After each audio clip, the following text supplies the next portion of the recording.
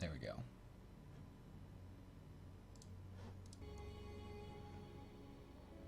Welcome one, welcome all, welcome to Games Explained. I am Bridger, I'll be your host slash guide for this evening. What is Games Explained? Very simply, it's a let's play slash critique slash guide. We're going to try to teach you how the game plays, as well as critiquing the game systems and explaining why we think it's good, why we think it's bad, etc., as we go through it. So by the end, you should A, have a good idea of how the game works, B, decide whether you probably want to get the game or not, and C, hopefully you've been entertained throughout. So that's our goal right here, and we are going to start with Endless Space today. Now, Endless Space is a 4X turn-based strategy game, and it's got a small real-time element, which we'll discuss once we get in there. But first, let's talk about the actual game's UI, which is quite beautiful. As you can see, the menu system has this nice sort of smooth back and forth transition system.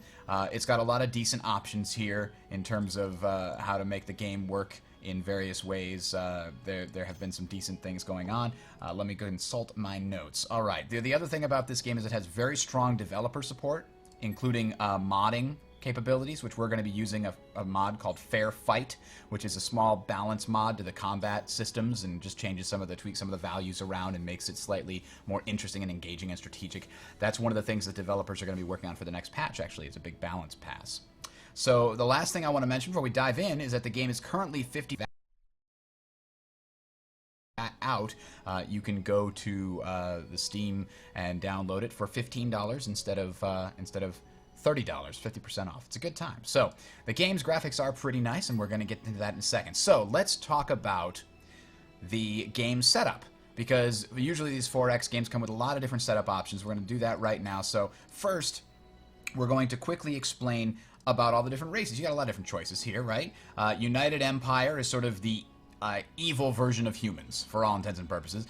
Pilgrims are like the sort of good alignment of humans. And then you've got all these other different alien races. They also all have these different traits that make them very unique in how they play and what kind of victory condition they want to get to. The single plus means this is it's a decent positive trait. 2 pluses means it's a very strong positive trait. And you can see that they all have very different things that they do. The humans are all about production and military. The Cravers actually have a very interesting trait. They can never have peace with other factions. These are the Zerg, essentially. And what is very interesting about them is they devour the planets that they take over. Their planets actually, they get a lot of stuff pulled out of the planet really fast, but then its actual production goes down over time. So they have to constantly be expanding in order to keep their output up. It's a very interesting race. The Horatio, let me see if I remember this. Yes, the Horatio are it's actually a single guy that he was some massively wealthy guy that saw he was so cool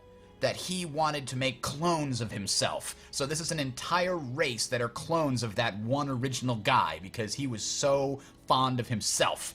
And they have some massive expansion on their planets and influence. So they're kind of like the cultural race. They try to expand and push other races out with their culture. It's very cool. The Sophins are super peaceful, and these other ones have different things. I'm sorry, the Sowers are the super peaceful ones. Amoeba can see the entire map from the start. Different things you can do with lots of different races. Here is the cool part, though. This is what we're going to talk about. You can make a custom faction, and this is really cool. I'm going to make a faction called Manticore.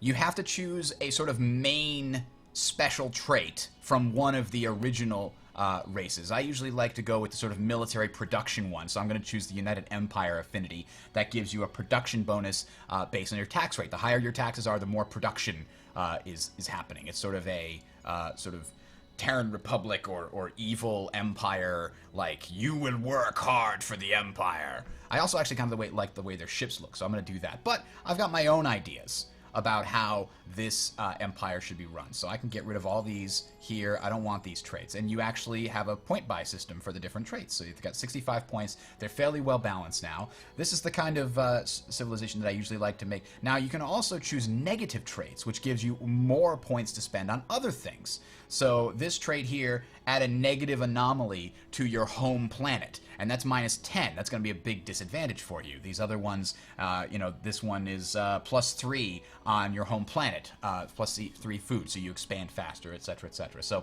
I usually love putting these Huygens rings on the planet. It kind of makes the planet look a little like the Saturn rings or the Neptune rings. Very cool. Adds extra dust, which is money, and extra science, which is science, it's research, to the planet. So I like that. I'm going to buy that for 5 points. In the science tree, I like the science options, but I don't really I don't want to go with a science-based civilization. I mean, you got Huygens rings, that's going to help me out a little bit. What I really want to go with is a sort of very Protoss kind of race, right? I want something that has few ships, but each ship is actually individually very powerful. So you could actually go for big fleets, which gives you a bonus to the size of your fleet, or we could take Anarchists, which is fewer ships per fleet. That would be interesting. I'm actually not going to take either of those. I'm going to take sort of the default route, but I am going to take meticulous analysis. Gives you increased radar range on your ships. That's cool.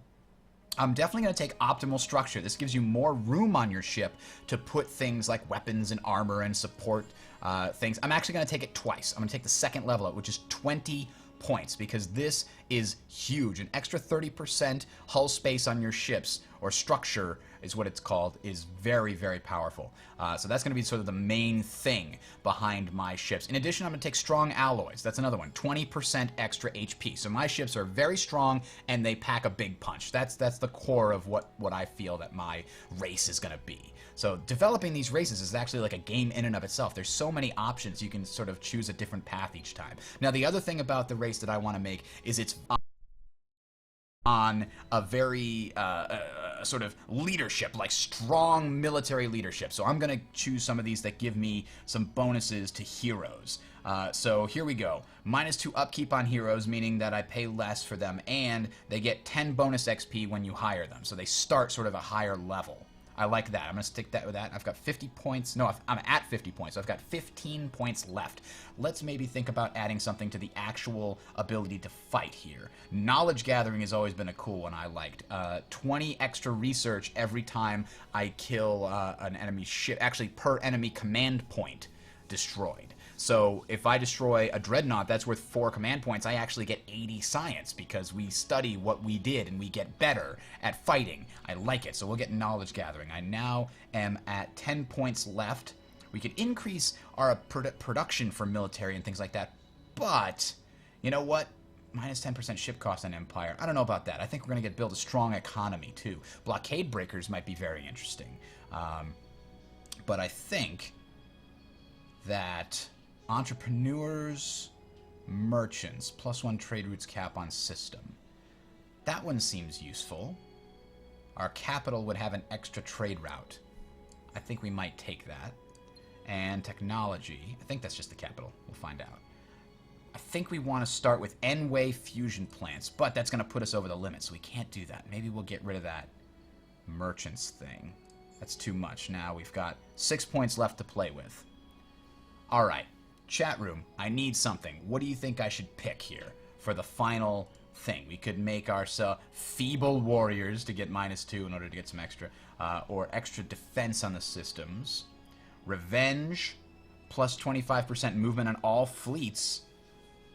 Oh, military power on all fleets when they're invading.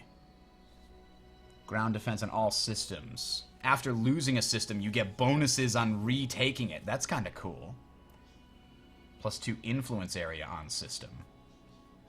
Alright, do we have anything that's exactly 6? Let's look around here and see if we find anything that's exactly 6.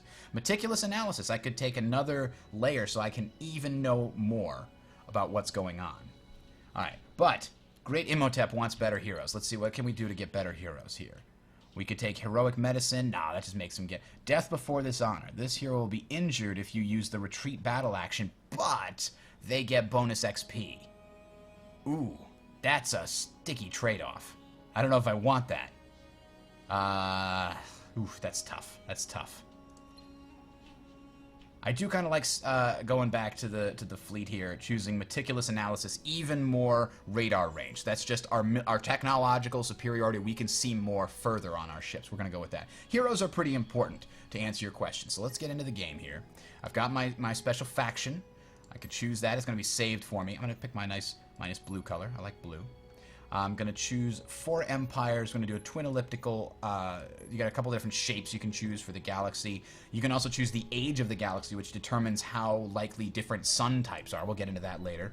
Other options here that can increase the normal planet size, increase the number of special resources, how many planets per system, the number of wormholes. I'm just going to leave them all in default. You can also very easily create a private multiplayer game, invite some of your friends to and play. The multiplayer interface works fine, but I know that there have been some issues with larger games. Lots of desyncs and things, but I have played it successfully with just one other person without any major issues while I've been doing it. So, let's see. Normal difficulty, normal speed, sounds good to me. I've got my Manticore, twin elliptical, medium size. We're good to go. Let's start the game. Bada bing, bada boom. I think that's everything there. I didn't cover victory conditions. Victory conditions are interesting. And I'm going to go over those right now for you before we start, because it's very important to know what exactly it is you're trying to accomplish in these games, right? So here's the victory conditions. 75% of the known universe of the or more of the colonized universe is yours. If you have 75% or more of the colonized systems, bam, you win a sort of expansion victory. A science victory is a different thing altogether. Here's the science tech trees. We're going to come back to this later and you can see more about it. But on the right-hand side here, this is the applied sciences tech tree. If you get all the way over here and research this final technology, it basically immortalizes your race. You become virtualized. And you perfect society because you have a living pan-galactic infrastructure, blah, blah, blah. You win the game because your science is so awesome that you're just awesome. 71,000 turns at my current research. So I'm going to have to do a lot of expanding and extra production of science in order to get this later on in the game. So that's a science victory. Another victory you can get is an economic victory. Dust is the sort of... This symbol here is the dust. The dust is the money of this game. And if you get a total of 420,000 dust over the course of the entire game, you don't have to have it in your bank. You just have to have acquired it at some point. Even if you spent it, you will win an economic victory. And you can win a diplomatic victory by basically getting a certain amount of diplomatic points built up by making friendships and alliances and things like that over the course of the game. I'm not super familiar with that one. A supremacy victory is the first player to own all the original players' homeworlds and win. And a wonder victory is an interesting one here. We mentioned that you've got the big tech tree here. At the bottom of this tree is the endless empire. It basically, you set up these special things that let you predict the future to such a degree that no one can ever catch you by surprise. You know everything that happens all the time, every possibility in the future, and you can never be conquered. Because you just know exactly what's going to happen and you counter it before anybody even thinks they're going to start it. So that's the invulnerable empire. That's a wonder victory. You have to build these specific things, which are 300,000 production each. So you need 5 copies. So 5 of your worlds have to be super productive. And you also have had to research down here in order to get that. Now remember, 71,000 turns, this one takes 3,000 turns of research, so your research doesn't have to be super focused. The other things at the end of these trees, this one reduces the cost of the scientific victory research. So if you are deep into this tree anyway, you might want to go there to reduce the cost of the actual victory by 30%. Same thing over here, you can get a sort of final military tree, but also it gives you 30% research cost reduction. And the last victory is a score victory. If by a certain point in the game, when a certain turn limit is reached, if nobody's won, highest score wins. Okay, so that is all of the different victory conditions, and I think that is all we need to talk about here. So let's jump into the actual game. Isilia wants to know if you can blow up stars. You can't blow up stars per se. You can invade star systems and take things. But let's jump into this right here. So, turn 1. We start with our home planet, which looks like it's on a blue star. And we start with a Terran planet. Everybody starts with a Terran planet, I think. I'm pretty sure everybody starts with a Terran planet. Some of the other ones might start with different ones, but as far as I can tell, Everybody starts with Terran planet. You see I got these rings around it because I chose that as my faction thing. They always spawn on this planet with the cool rings. And you can hover over it. It says +1 dust per person per population point and 2 science per population point. On the left, you can see the population. We start with 3 out of a total of 6 that can fit on the planet. And then we also have a tiny barren planet orbiting this sun and a huge tundra planet with a titanium-70 resource. Now, titanium-70 is a strategic resource, and we'll sort of talk about them later, but they're unlocked on this tree. The various sections of these technology trees, these purple things, are strategic resources. So right now, Hyperium exists in the galaxy, but even if it were right here on our barren planet, we would not know it because we have not found out what Hyperium is or how to use it, or so we don't know what it looks like yet. But we do start with titanium-70 as already researched because of the faction traits that I chose, because I have N-way fusion planets. Okay, so that's this tree here. You can also see at the top, it shows you how much stuff each thing is building. We're going to get back to that later. So let's talk about moving around the galaxy here. We can also see that there's a bunch of different other star systems around. I've got a colony ship and a scout ship. So we've got a couple of different stars here. What this is a protostar, another protostar, a binary star system, a blue sun, and a white sun. So a bunch of different star systems each have their own chances of spawning different types of planets. For example, if we hover over the blue sun, it says warmer, drier planets are common, easily colonizable planets are less common. It turns out, after crunching all the numbers and looking through the wiki, white, yellow, and blue, in that order, are the 3 best kinds of stars if you want to get easily colonizable planets.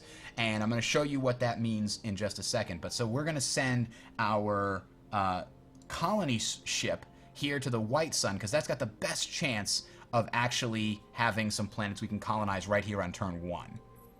So as you can see, there our ship goes. It's got... Actually, this ship has a total of 4 movement points. Our scout ship is outfitted differently. It's got a total of 8 movement points. So it's going to be able to move much faster. Just in case we strike out on the white sun, we can quickly redirect our colony ship to go where it needs to go. So I always enjoy this aspect of the games, sort of early exploration. And I'm going to skip through some of these things and just move on as we're talking, and you'll see what we're doing, and we'll get to describing all of it later. Here we've got a little notification system. This is just telling me that at the beginning of the game I get 3 heroes to choose from. I need 20 dust. I don't have enough, so we're just going to hit turn 2. It's going to remind me, hey, you don't have any research, dummy. You have to actually research something. So what I do notice here is that we have a huge tundra world. Huge worlds are great because you can put a lot of population on them, which means you get a lot of something. In this case, this world is much better at producing science than anything else. I think the titanium-70 might help with that. No, that actually helps with production. So anyway, I definitely want to colonize this world when I fill up my Terran planet here. So I'm going to go in here, and as I mentioned, you've got the 4 trees. Top one is basically military. The right one is applied scientists. The left sciences. The left one is technology, diplomacy, and trading. And then the bottom one is expansion and exploration. So this increases the movement speed of your ships. This allows you to go through wormholes and warp drives and other things, but it also lets you colonize new planet types. So right here we have colonized tundra. Very cheap, easy to get. It's only 3 turns away. So let's go ahead and do that. We're going to hit turn, go. I'm going to keep monitoring the chat here, so if anybody says anything, I'll try to get back to them. All right, so we're on turn 2. You realize this button came up here because it doesn't automatically continue the movement of your ships when you start. You hit this, and we can view it. Airy, a blue sun with a barren, arid, Arctic, and tundra. So you can see there's different types of planets and different sizes of planets, and they affect what the planets are good at doing for you. Let's take a quick look at the planet chart. So let's take a quick look here. You can see on the top left there, that's showing all of the different classes of planets and what category they fall into. Hot planets tend to be good at production. Dry planets tend to be good at dust production, money production. Cold planets tend to be good at science production. And anything higher up in this class hierarchy are better for approval, population size, and food growth. So Class 1 planets are colonizable from step 1. You can always colonize a jungle, terran, or ocean planet. Class 2 require research. Class 3 require further research. Class 4, even more research. And Class 5 take a good long time before you can start settling on gas giants and asteroid belts. So that's how those shake down there. Let's jump back into the game here. And we can look at this and say, Tundra, as we just saw, are pretty low on that tree. In fact, 3 turns from now, I'm going to be able to colonize this large Tundra planet. So that's good. Ari's going to be a nice base of operations for us. As you can see, we have to travel along these lines here. I believe these are called cosmic somethings. Cosmic strings, I believe, is the actual term used by the game developers. So let's go ahead and take a look here. Yes, cosmic string are these solid lines. These sort of wavy, pulsing, moving lines are wormholes. We don't have the technology to go through those yet. We have to go down deeper in this bottom tree. In fact, here is where we can get the ability to go through wormholes, total hull integrity. So we're going to try and do that soon. But in the meantime, we're going to continue to send our scout around, looking at all of the different star systems, trying to find good habitable planets. And we also, in the process of discovering Ari, have discovered a special bonus. These little stars indicate that there's some kind of thing on that planet that's worth discovering just by going there. In this case, we found something that made all our people really happy. There's not a lot of fluff on this, but we get plus 40 on all of our star systems for 5 turns, plus 40 approval rating, which is basically happiness, like in civilization games. You're going to have to deal with managing the happiness of your empires. If you settle them on a crappy rock of lava, they're going to be very unhappy unless you provide them with infinite supermarkets. That's what it's really coming down to. All right, turn 3. Oh, yes. As they pointed out in chat, I should be hiring my hero. Thank you, 14-4. I do have 20 dust now, so we're going to go and hire the hero. I have 3 hero slots at the beginning of the game that can be expanded through technology. A hero appears every 50 turns, according to this here, and heroes come in a number of varieties. They always have 2 different specialties. This is a corporate commander hero, this is a commander pilot hero, and this is a commander pilot hero. So basically, these give you a good idea of what the hero is good at. Heroes can be used to either bolster your fleet or govern a planetary system. They will help you produce more of the various resources. When they're helping your fleet, they're going to help your fleet in combat, even out of combat, in terms of movement bonuses and vision bonuses, line of sight bonuses. Now, the first one we're going to want to get here is a corporate hero. I would have rather gotten another hero that gives us food and production, but we're going to go with this. Science and dust is what the corporate heroes are good at. So we're going to hire him, and we're going to assign him to our capital system. And if we quickly take a look at what he does best, he actually, because I chose the hero specialty for this race, he actually comes with level 2. He's already got 10 XP. He's ready to get an upgrade. So you can see here, he's got 0 labor, which gives him bonus to food and production. He has 8 wit, which increase his ability to produce dust and science on a star system. That's good. He's got offense and defense, which is good for combat, and melee is good for invading. I'm going to increase his wit further from 8 to 11, so I just increased the science and dust production on my capital by an additional 6%. So that's good. Now if we hover over this, it says plus 3.7. He's increasing the output on our planets. So that's good. The other thing you're going to notice is the scout has this very large area of detection. And remember, our racial trait was that we made our ships see an extra 2 distance on the radar, which is great. Now, we've also got this other ship. There's our colony ship, which is still headed to this white star 3 turns in. It has a much smaller radius because it's not a scout. And this radius here is our planet. The bigger the planet is, the more population and the more developed it is, the larger the radius, so it can see more stuff coming in. So we're going to do that, and you can see that's moving. And we have our hero leveled up. I already took care of that. So we're going to hit level turn 4. Everybody in the chat is trying to give me the super tips.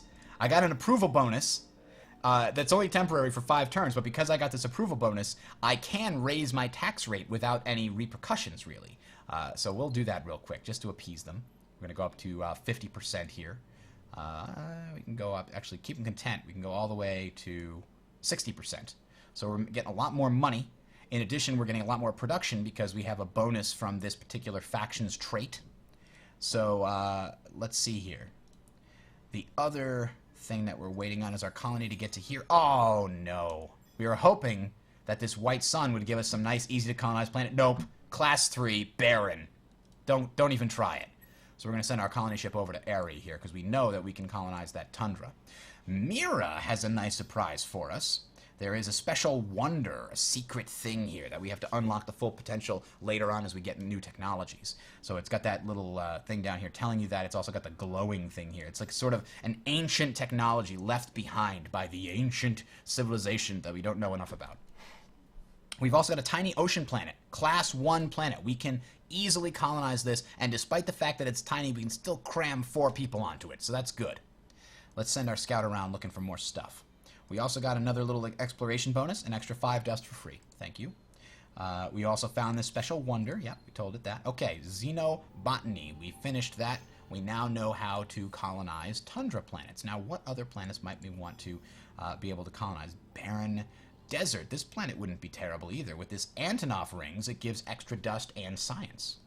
Even though it's not very big, the rings make it valuable. A hollow barren planet means you can fit an extra person on there. Presumably he's hiding inside, like in the hollow part of the planet. I don't know. He also gets some other beneficial things. Now, these are anomalies.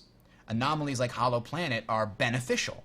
Anomalies like seismic activity are beneficial and detrimental. It -10 approval, -1 dust, but +1 science. And then there's another class of anomaly that's actually all detrimental. And you can remove the negative effects of these. And I can't find any of the completely detrimental one, but you can remove the negative detrimental effects eventually through technology. So it's letting us know that this completed its construction that I set up on turn 1, and it's already got something ready to go for the next turn. So the interface, I really like that pops up, because if I check this and I see nothing in the next menu, I know I have to go and tell it to build something, so I'm not wasting my time. Very good. Mole people, indeed, indeed. So I think we covered everything about anomalies and planets and planet types. Let's move on to turn 5. Ah, it's reminding me I didn't pick any science. That's right, I went through all that looking for... Now, I don't have any desperate need to try and get arid planets or Arctic planets. So I think what I... And to get that, I need food. And to get that upgrade, I'm going to take soil xenobiology. That's only 1 turn anyway, so I might as well do it. And then I would really like wormhole travel. And I would really like to get it in addition to this destroyer-class ship. So we're then going to shift-click on this and shift-click on this. So we're going to get these 3 technologies in a row just like that. We've queued it up. And we'll talk more about the technology system shortly. We've already got it. There's our 1 turn. Let's see. Let's talk about, after our colony ship moves... Oh, it's still 1 turn away. It can't set up a new colony there yet. Let's talk about FIDS. That's right, I said FIDS. Food, industry, dust, science. Those are the 4 resources that are produced in the game. So food, industry, dust, science. You can see all the planets, to some degree or another, will usually produce FIDS. Sometimes they produce 0, like this barren planet produces no food. A Terran planet, by default, produces 4 food, 3 production, 5 dust, and 3 science. That's actually significantly high. Terran planets are one of the best, most productive planets you can find. They're also hard to find. There are not a lot of them. And then the Hugen rings adds extra production per person. Now, what's confusing here, and what you may not learn right away, is what's at the top here. Divide that by the number of people, and that's how much... the number of population points, that's how much per person is being produced by that planet. So 12 divided by 4 is 3, meaning each person here is contributing 3 to the planet. 24 divided by 4 is 6. 32 divided by 4 is 8, etc. So FIDS are very important. Like I said, food is used to grow the population. The more food you have, the better. Each population point eats 2 food a turn. Any excess eventually grows the population, similar to most other games like that. Production is used to actually build ships and system upgrades throughout the game. So you do need industry, and a lot of industry on a very productive system can help you pump out ships to fight a war. Science, as we mentioned, allows us to research and get new stuff and higher technology that can do better things for us. And the last one is dust. As I mentioned, this is money, and it is produced by planets. It also is produced by taxes from the planet itself. That's basically what's going on here. The tax rate affects how much is produced by the planets, and it is used to speed up production. For example, if I hover over this, I can speed up the production. If I had 163 dust right now, I could instantly purchase heavy isotope refineries instead of waiting 4 turns for it to be produced by the accumulation of our industry points. The other thing that dust is used for is to buy heroes, as I mentioned earlier.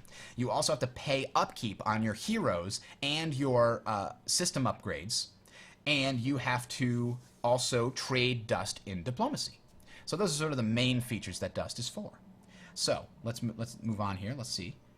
+1 population on a planet. Wow, that's kind of nice. We must have found some like stranded colonists that we didn't know about before. That's really interesting. And now my scout is out of things to scout. You see this? Because this is a wormhole, that's a wormhole, and that's a wormhole. So I'm out of things to scout. And we've got this guy here still almost at the planet. So the scout's just going to have to hang on. We're going to put him in sentry mode here, so that he's no longer idle and popping up all the time, and we will end our turn.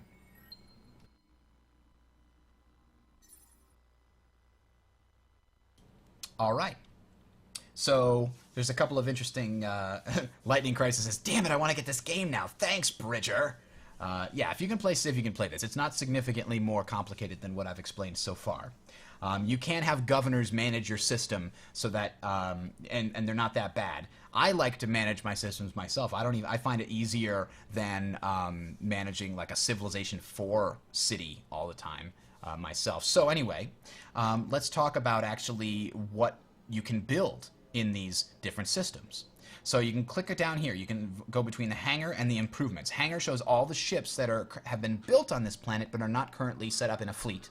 And improvement shows all the different things that have been built on the star system as a whole that improve it. For example, an improvement that I'm building right now is heavy isotope refineries. This is a star system improvement. It immediately, when it is built and constantly every turn, gives +10 production on the star system. So this is going to increase our production by 50%, because right now we're getting 21. When we get this, it's an additional 10. And it also gives additional production on desert, Arctic. So those planets in particular get bonus production per population point. So that's how most of these improvements work, is they work per population point. So we're going to get this, and I got this early because it vastly increases our production, so we can build ships that can go scout and ships that can go make colonies and populate and expand as fast as possible. That's one of the most important things in this game. This is our queue here, and here is the option where we can queue up more stuff. We don't have a lot of stuff because we haven't researched a lot of stuff, but we do have sustainable farms. Little cow there, and this improves the food production on desert, Arctic, arid, and tundra. That's the level 2 and 3 class planets. So that right there you might want to consider if you're trying to colonize a harder system. Now notice this says -2 dust. All of these have upkeep that you need to pay over time. That's where dust production comes in. So that's very important. Every colony has a colonial base that gives you a little base value of food and production, so you're never screwed completely if you try to land on a barren planet that has no food. However, that's still not a smart idea. All right, so the last thing I want to mention here is that each planet can have a very specific exploitation, which is basically a focus. You can tell it to focus on one of these 4 things. The first one is food, which I did here. The second one is production, science, or money. Now, an exploitation gives bonuses to the planet by default, and certain planet types benefit more from different exploitations. So Terran, ocean, and jungle planets benefit more from alien grafting than a desert planet does. A desert planet is still going to get +2 food if you put alien grafting on it, the food exploitation, but if you put this on a Terran planet, it gets not only the +2 food, but then an additional +2 because you're on a Terran planet, which is how I'm producing so much ridiculous amount of food on this planet right now. Because we have to go colonize the stars. We need to make as much food as possible because apparently in the future, food is like a super aphrodisiac and it causes people to go crazy like bunny rabbits and just expand. I guess that's how it works. Anyway. The other options here, lava planets are good for production. We can see that. Arid planets are good for dust. And science is good on barren planets. Now, you'll notice here, these are not upgraded at all. It only gives you +1 on planet and then +1 in addition on specialty planets. This is upgraded 1 level. I got the technology for alien grafting, which is an upgrade from the first version of this exploitation. There are 3 total levels, and you'll unlock them as you go. So I got this early because, again, I want to expand as fast as humanly possible. As soon as I finish heavy isotope refineries, colony ship, colony ship, colony ship, colony ship, we have a forced breeding program here on Manticore, which I'm going to name that my home system here. There we go. And we're good to go. So now we finally got our colony to Airy over here. We're going to colonize it, the large tundra planet. And you can see the approval rating, not very high. Because the planet itself, tundra planet's a little hard to live on. Not super hard, but a little. So it's -2 to the happiness. But +6 science. That's not bad. However, again, this is a huge planet. It's only got 3 food per person. It's going to take a long time to grow. I'm going to put a food exploitation on it at the beginning. It's going to be beneficial for me. And we've landed hardy, unsure but full of hope. The first colonists of your faction have set foot on another planet. It may seem trivial, but even the most epic adventures begin with but a single step. That's a circumlocution of one small step for man. Okay, we're going to dismiss that. We're going to hit next turn. Yeah, we're gonna have to check on the tax rate here. Because, yes, the tax, we had that special approval event from before. It stopped. It's gone. We don't have any special bonuses anymore, so we have to lower the tax rate to keep people happy. Because anytime you see that they go into that unhappy, if you watch these numbers over here, if they get unhappy, you'll notice more dust. Oh, but then if they go on strike, you lose all the things. So you got to be very careful, because once they get unhappy, they produce less things. Now, my faction trait is that they actually produce more production, but that's another thing. We're going to keep them content. We're going to go as far to the right as possible, making as much money as possible while keeping everybody content, if possible. So we're going to go ahead and end turn, go to the next turn. And let's see. We covered all that. Ah, our hero has leveled up. Simply by administering her star system, Therina Umbantri has leveled up and can now afford a new upgrade. Now, because she is a corporate hero and a commander hero, she gets a certain spec available to certain heroes, like this co-opetition? An annoying name for an effective practice. The hero has managed to get all those competing departments and researchers to work in parallel when it is practical and engage in friendly competition where it is non-destruction. I have never heard of co-opetition, but I'm going to use that word from now on. That's awesome. Now remember, corporate heroes are good at science and money. So this is a specialty thing that is probably not available for most other heroes. So we're going to choose that. Get extra science. That's good. I don't think that's necessarily the most optimal strategy for the beginning of the game. I'm just choosing it for example because, you know, it's fun and I like science. Good guy emperor. That's right. So the different types, as I mentioned earlier, you have the different corporate and commander. Commander is really good at leading fleets in battle and out of battle. Commanders get special bonuses to movement speed. They get those kind of upgrades. They get upgrades that increase the radar range, the sort of line of sight range of their ships. And then pilots are really good at actually fighting the battle. Commanders are pretty good at fighting a battle. Corporate heroes, as we mentioned, science and dust focus. Then you have the other one, which I can't remember the name of, administrator, I think, is really good at production and food. And then the last one is the adventurer, which is very good at sort of being on their own. They have bonuses to repair rate and things like that when not in friendly territory. It's very interesting. So the adventurer is sort of a good lone wolf class. Now, let's move on to the next turn. As you can see, the sort of influence area here is expanded a little bit. We got our research complete. We now have the ability to get destroyers. This is good. This is good. We'll talk about the ship classes in a little bit when we're ready to produce more of them. All right, let's go on to the next turn. Wait for something interesting to happen. I would be exploring a lot more normally, but I really hit the limit without being able to go through these wormholes, which is why I'm beelining for that right now. Let's see. They want me to rename the heroes. I'm not sure if I can do that. If we inspect it, I don't think I have the ability to rename the heroes. It does not appear that way. Sorry, Lightning. I'm sorry. I couldn't rename the hero after you. I just couldn't. So Mira does have this tiny ocean. I definitely want to get that as soon as possible, which is why I'm pumping out the colony ships. Each colony ship takes a population point, which is why I focused on food earlier. I also want to colonize this tundra. You can colonize planets in the same star system as an already colonized planet by simply choosing it. And instead of having to build a colony ship and then launch that colony ship and then colonize the planet that's right there, that costs 170 is like sort of the cheapest rate. Instead, I can just colonize it from within. Just send some shuttles over because you don't have to go in between star systems. That's kind of cool. Lightning Crisis isn't buying the game now because I can't rename my heroes. I'm sorry. I'm sorry. We'll pretend that this one is you, all right? You are now Tharina Umbatri. There we go. All right. Again, 2 turns away. We're waiting for that ability to go through these wormholes. In fact, we've got a white dwarf, which is not good for things. We have a binary star, which is not good, and we have a proto star.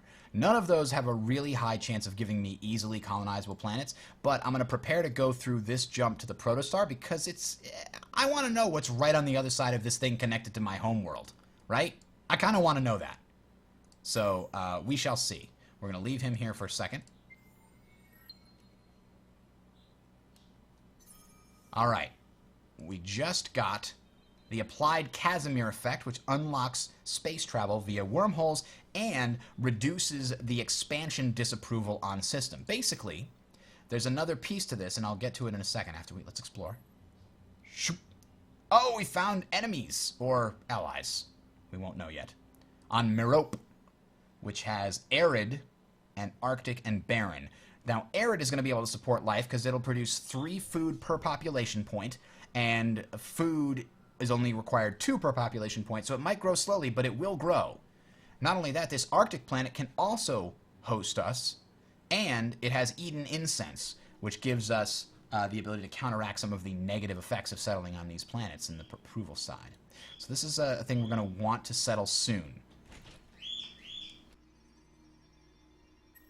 It's just a question of where else we go to explore right now. Orders to go over there. Our colony ship is ready. So we've got this colony in the hangar. I'll create a fleet for it. Because we can't settle here in Merope yet. You'll also notice that the wormholes themselves move in one quick jump. You don't have the movement points. Like if you click on here, you can see he's going to make it there. It's going to take 8 movement points or whatever to get there. I don't have to worry about that. Now, Ari is done production, so we have to decide what to produce next. Heavy isotope refineries, like I said, you got to build that on every planet when you start out because it's only producing 6 production turn. Giving a boost of plus 10 is very, very useful, as it turns out. It's also grown to size 2. That's kind of nice. All right. There we go. Call of distant constellations, etc., etc. We can also zoom way out here. And so this is basically 2 spiral galaxies colliding to create this type of map, which is kind of cool. So this is what we've seen so far of the map. And we definitely have encountered an unknown fleet, basically. Actually, no, we haven't encountered it. It's still traveling. It's not parked there. When they're parked, they have this little thing sticking attached, but it's not parked, so it's not actually there right now. Oh, I need some science. Now, we just noticed here, Arid is the Class 2 planet, similar to Tundra. So we're going to research that, Arid, here on the expansion and exploration tree. And then I'm thinking strongly about going for science or military. I also have the option to get these. Do I have any of those? I do not, so it's probably not worth getting those luxury resources just yet. Instead, after getting the ability to colonize arid territories, I am going to go ahead and get... Hyperium will give me the access to missiles. So let's do that. If we can find Hyperium that we have access to, I'll go down the missile tree. If we can't, I'll get more kinetic weapons and some missile defenses. I'm hoping we can find some Hyperium somewhere on one of our planets. Maybe our capital. We don't know yet. We can't see it. So we can go ahead and hit next turn. Rainbow Flowers has been waiting for this day for a long time, apparently. So let's send our scouts. There we go. Just like that, we have the ability to colonize this arid planet. So we're going to do that soon. Scouts heading over to this blue sun, which, if you recall, has a pretty good chance of having class 1 and 2 planets. We've got our colony ready to go here on Mira. Bam! Tiny ocean. Colonized, bitches. Now, it's already got 4 food. I don't need to give it more food. So instead, let's give it something that's useful to us. I could give it production, but I don't really need to produce anything just yet. I mean, I don't have to fight a war. I don't have many things to build, so I'm going to go with science. I'm going to give it planetary exploitation science, which is actually good for ocean later on when we get some more research. Now, we're going to get that. Titanium-70 exploitation. We now have Titanium-70 connected to our network. If Mira gets blockaded, as in there's enemy ships around it blockading it, then I will lose access to that Titanium-70. And anything that depends on Titanium-70 in a ship, such as, I believe cruisers require Titanium-70, if I'm not mistaken.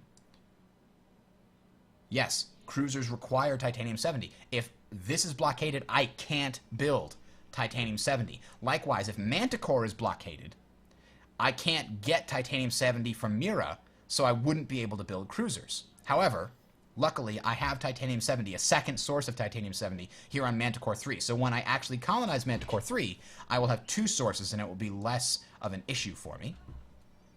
In addition, this one gives me 2 sources of Titanium-70 on that, and 1 source on this. The only bonus here is that you get a reduction in the cost of producing any modules that use Titanium-70. And we'll talk about modules and ship construction soon, because you get to customize your ship. It's pretty cool. All right, first contact with the Amoeba Empire. They're usually fairly peaceful. They're definitely no cravers. So we don't have to worry about that yet. We have gotten this. We're now going to get core mining, which will tell us if we've spotted any Hyperium across the galaxy. Soon. Soon.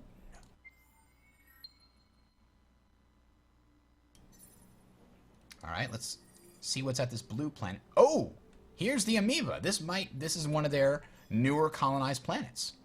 It has a small ocean with ice 10 on it. Helpful anomalies that's also not helpful, as it were. It gives you the -10 to happiness to approval rating, but +2 to science. It's a weird crystallization of water that makes very, very low temperatures for whatever reason. That makes it harder to survive, and people don't like it, especially not on an ocean planet. You know, it's just not cool. So it's likely that one of these 2 planets might be the homeworld of the amoeba. Let's go looking. We're gonna send out a scout. It's gonna be great. I definitely want to colonize Merope as soon as possible, because right now I'm worried about somebody colonizing that and being right next to my homeworld. So I'm actually going to speed up the production of this colony ship. It's going to cost me 248 dust, and then we'll head that off at the pass, as it were. And then I think before I build another colony ship, I'm going to build another scout ship, and then we'll take it from there. End turn. All right. Science is done. We now have Hyperium. Excellent. We can see right now Hyperium has access to our homeworld, has access on our homeworld. So we can click on that, look at that. It gives +1 science per person. So our homeworld is now like a super science planet. Look at this, 30 science. That's almost as much food as it's making. And it also gives us access to Hyperium type upgrades. So there we go. We've got 1 Hyperium available to us. Manticore is done with a colonist. Now, if I was worried about enemies on Merope, I can't see what's there. There could be space pirates waiting to destroy me. But I don't think there are because my scout was just there. I'm taking a chance, though, by sending my colonies. Okay, good. There's nothing there. But I didn't have line of sight there, so I couldn't be sure. That's kind of one of the things I really like about this game. I'm going to colonize Merope, the arid planet here in the middle. Now, I will be able to colonize Arctic and Barren eventually, and since this planet is the best possible hope we have for producing food, I'm actually going to give it the food exploitation. It's not going to benefit as much as an ocean, Terran, or jungle, but it will be able to feed the people on these other planets, or at least this planet, which is producing 0 food. So it's going to speed up our growth on this system, which is good, and it will also help feed these other planets later, because they're going to specialize in everything. Barren is really good for science, so we're probably going to specialize that in getting science later. But it's got polar tempests. Oh, man! Super exceedingly cold winters. It's a barren planet. Who'd have known it? All right. Then we're also going to get heavy isotope refineries there, and we'll come back to that later when we need more stuff. All right. Things are progressing well, I think. We've sent out our scout to try and determine what's going on here at this red dwarf. We can see there's an amoeba fleet here at the red supergiant, and that's probably where their homeworld is as a result, but we're going to keep exploring. That's right, need to check new science. We now have Hyperium, so I can guarantee that we're going to go for missiles. Missiles. It's going to be a good time. Then I'm going to go for this. No. Missiles, and then non-baryonic collider. This is the level 2 version of science exploitations. So let's talk about this technology tree here while we're looking at this. This is really cool. I like that they've got the 4 different trees, and going down one gives you slightly more and more stuff. You're usually going to want to go down all 4 of them, at least to some degree. You're probably going to specialize in one more than others. You're going to need to go down science somewhat in order to get scientific upgrades which allow you to power your way down the other trees. You're going to need to go down this somewhat in order to get access to the military ships, in order to get access to the special bonuses that allow you to expand further with less penalties, and to get access to actually colonize certain things and get access to resources and other special stuff, terraforming planets to make them more hospitable, etc., etc. You're going to have to go down this tree if you want to make your fleet size bigger. You're going to have to go, and by the way, so this is basically military strategy, going to require military modules, going to require larger fleet size, which you get from this tree, going to require specific modules like this, and this, and this, which you can only get from this tree. These are support type modules rather than straight up weapons. These are repair modules and extra tonnage modules and extra engine modules. See, these are your sort of auxiliary modules that make your ships better aside from shooting and defense. And then you're also going to need the ship classes down here. So no matter what you do, if you're going for military victory, you're going to need to expand all 4 ways. You're probably going to expand a lot more top because this is your raw weapons. You can still win fights pretty handily. If you're going for a wonder victory, you're still going to need science in order to get down there. If you're going for science victory, you're still going to need military to defend yourself. So it's really well balanced. You're going to want to go to all 4, but to different degrees based on your strategy. Very much liking that. The other thing I really like about this is if you look in the top corner of every single one of these things that gets unlocked by the various technologies, it's got either a little box representing a module that goes on a ship, or a little triangle representing either an exploitation or a system improvement. And the color indicates what that thing is good for. Red is military, blue is science, green is food or growth, the yellow is dust, pink is happiness, and what am I missing? I did science, I did everything else. Production, like down here, we've got production down in the science tree. So that makes it very easy to say, okay, what I really need is more science. And then okay, there's a blue triangle there, blue triangle there, blue triangle here. Getting those is probably going to be what I want. I can just hover over them and find out. I don't have to hover over every single thing and read what it is. The other one is, let's say, I got this, Hyperium. I have access to this resource, and I want to find, okay, what is Hyperium? How do where did this, I don't even know where this came from. Quick find keyword. Hyperium. It says it found 1 match, locate, bam, zooms right in on it. So if you find a tooltip that says requires extreme metallurgy in order to get the access to this resource, then I can type in extreme and hit enter, and it found 6 matches, It's not that. It's not that. It's not that. It's there it is. And now I can find out what it is. So very cool that they added this quick find thing. Very cool. Like that a lot. And, you know, the whole interface, right-clicking takes you further back. So if I go in here and right-click, I go back to here. Every window, you just right-click and you go back to the main menu. Very, very useful. Very good UI design overall, have to say. Very good. So, let's continue. Next turn. Turn 18. Send the scout. Primus. Now, let's go to this red supergiant, because I think we have found their capital, potentially. We've got 2 science. We're actually producing so much science, we produced 2 researches in a single turn. Wow, we're awesome. All right. Going again. Now, there's another aspect to this. We didn't talk diplomacy yet. But something that's very cool. You can see I've got this blue circle, right? That's like my civilization's borders, right?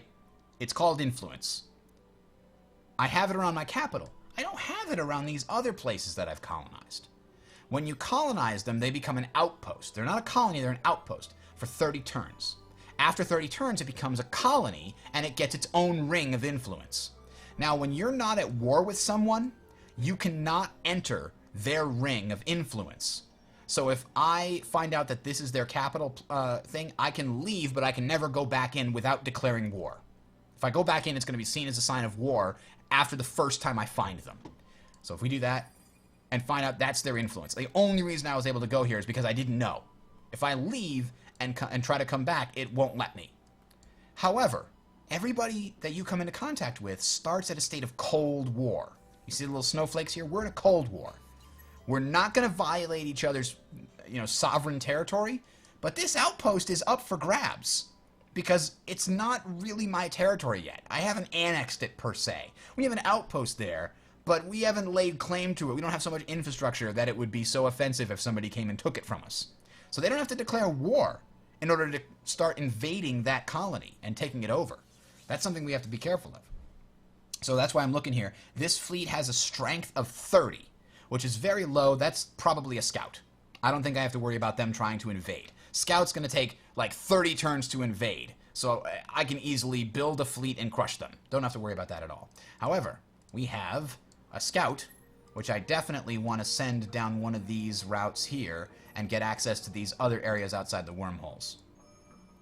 Xanados. Arctic, methane, barren, Arctic. Man, none of these are really good. This one's small. It can hold life, but it's small, which is unfortunate. Only 3 population. This one has aurora waves, which is both good and bad. So that's not a great planet to really look at. Maybe later. Later, it would certainly be a great set of planets. Anything with 5 planets is usually pretty good. It's just that right now, I can't fix the fact that there's metallic ground and aurora waves. I can't take advantage of proto-orchids or red sang. So this is not one I want to look at just yet. We also got bonus 20% science on the entire empire. So that's awesome. A blue sun. Blue suns. I like blue suns. Let's go check that out. We're hoping for a Terran planet. Those are awesome. The hero in our capital has leveled up. We can give them some new stuff. Let's see. +3 labor would be bonus to production. I'm going to give it a bonus to wit because I'm going to keep our science and dust being our main goals there in Manticore.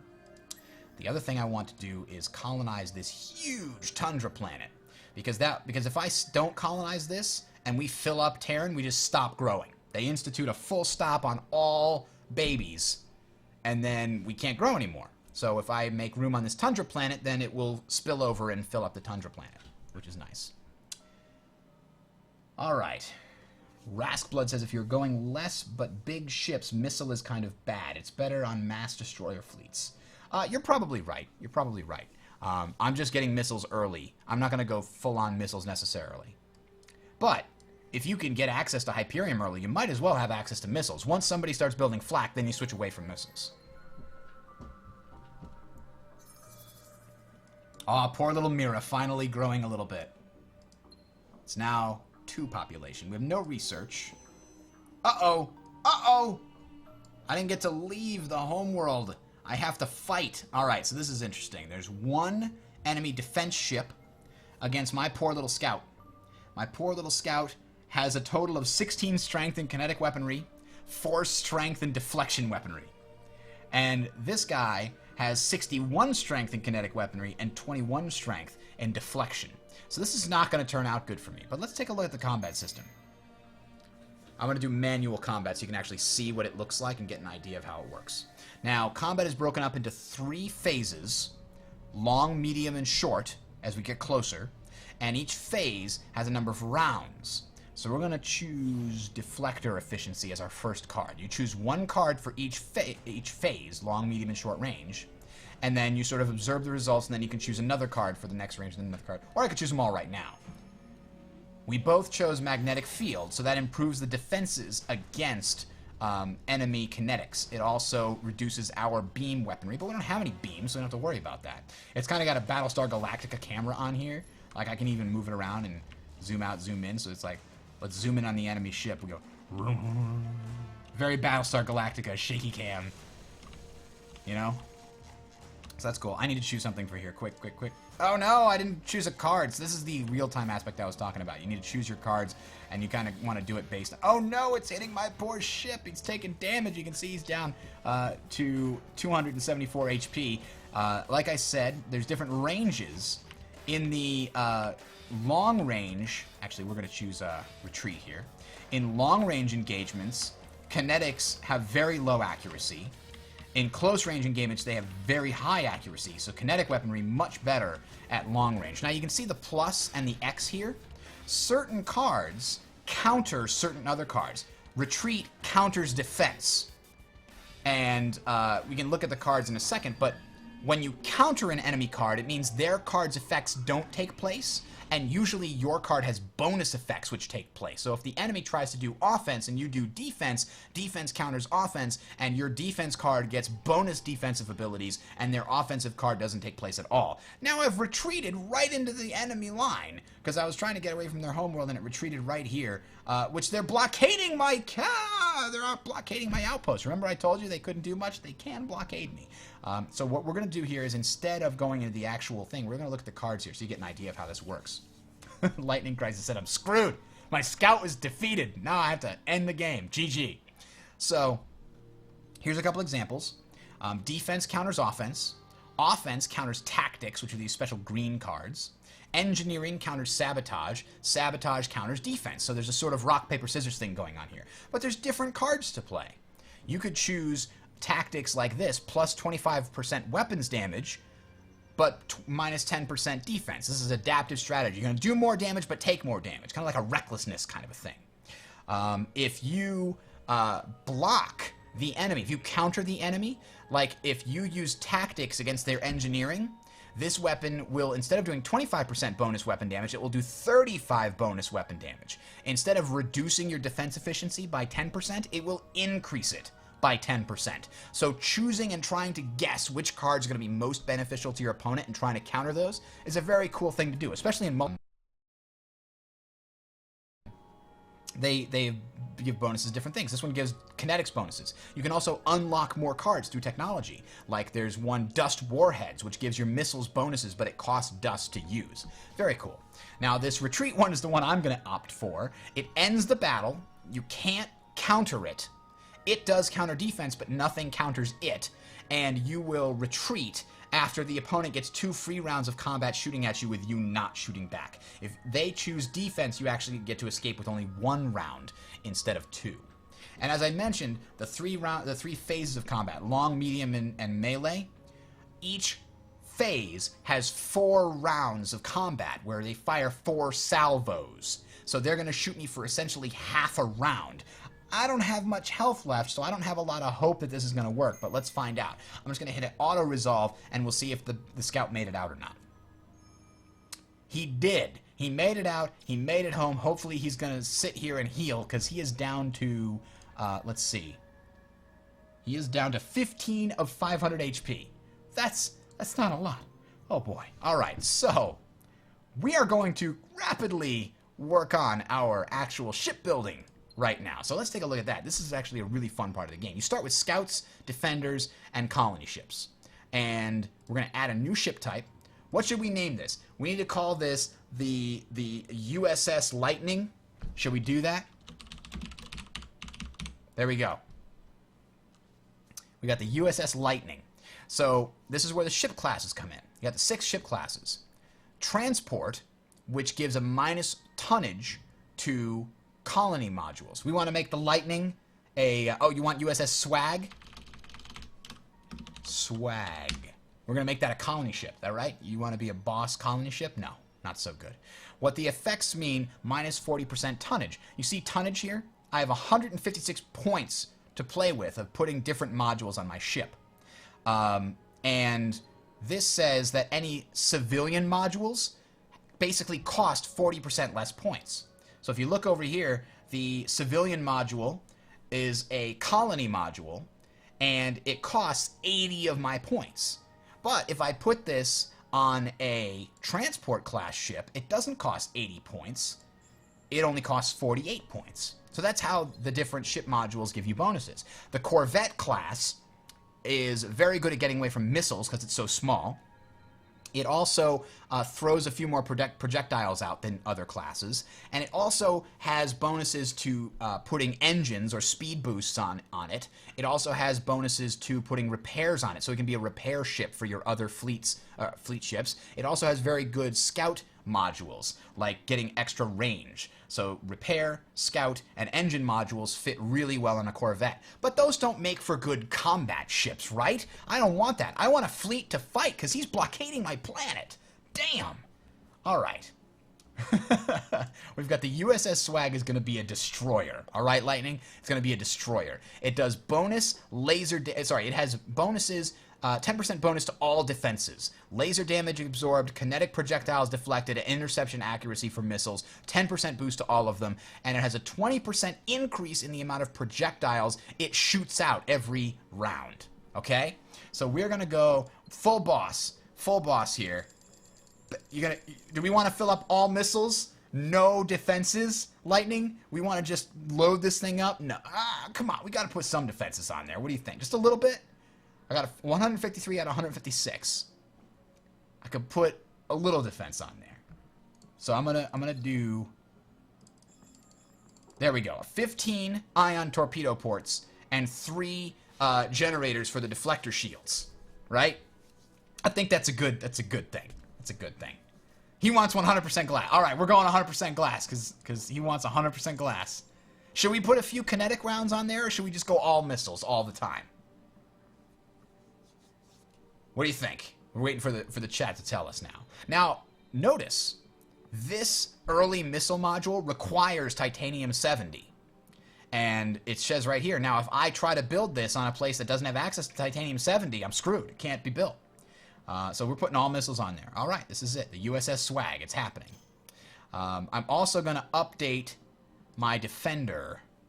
Actually, no. I'm going to add a sort of support. What are we going to do for a support thing? The USS Elementalist, the USS Guardian. That's it. Guardian. That's our support class ship. So that's the... what we can do is put a bunch of support modules on it.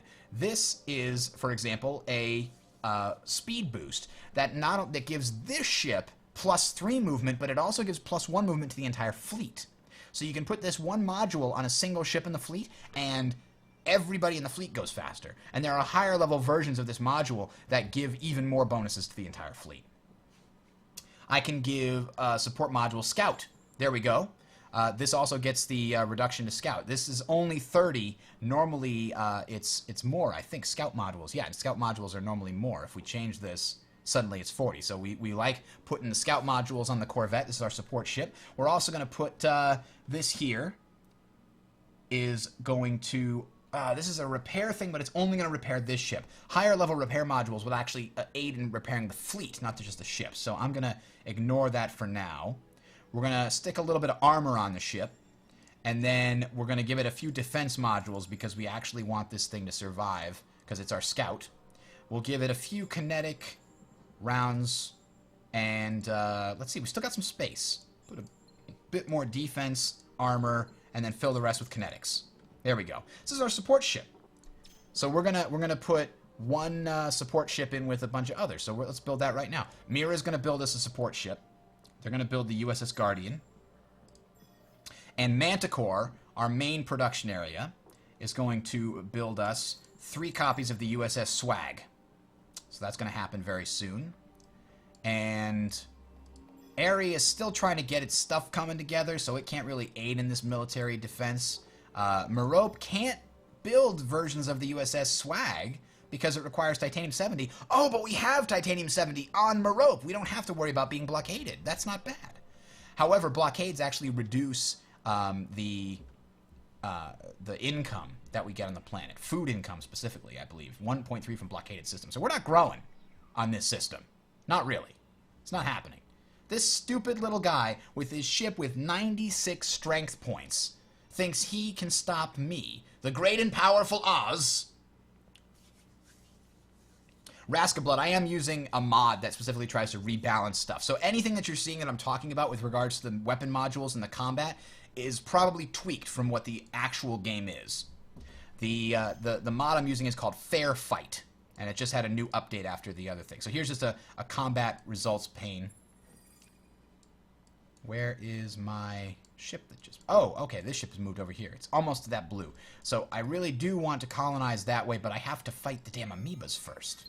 Now, here's an interesting option. Instead of fighting the amoebas, I could think about getting diplomatic with them. Get all diplomatic up on their faces.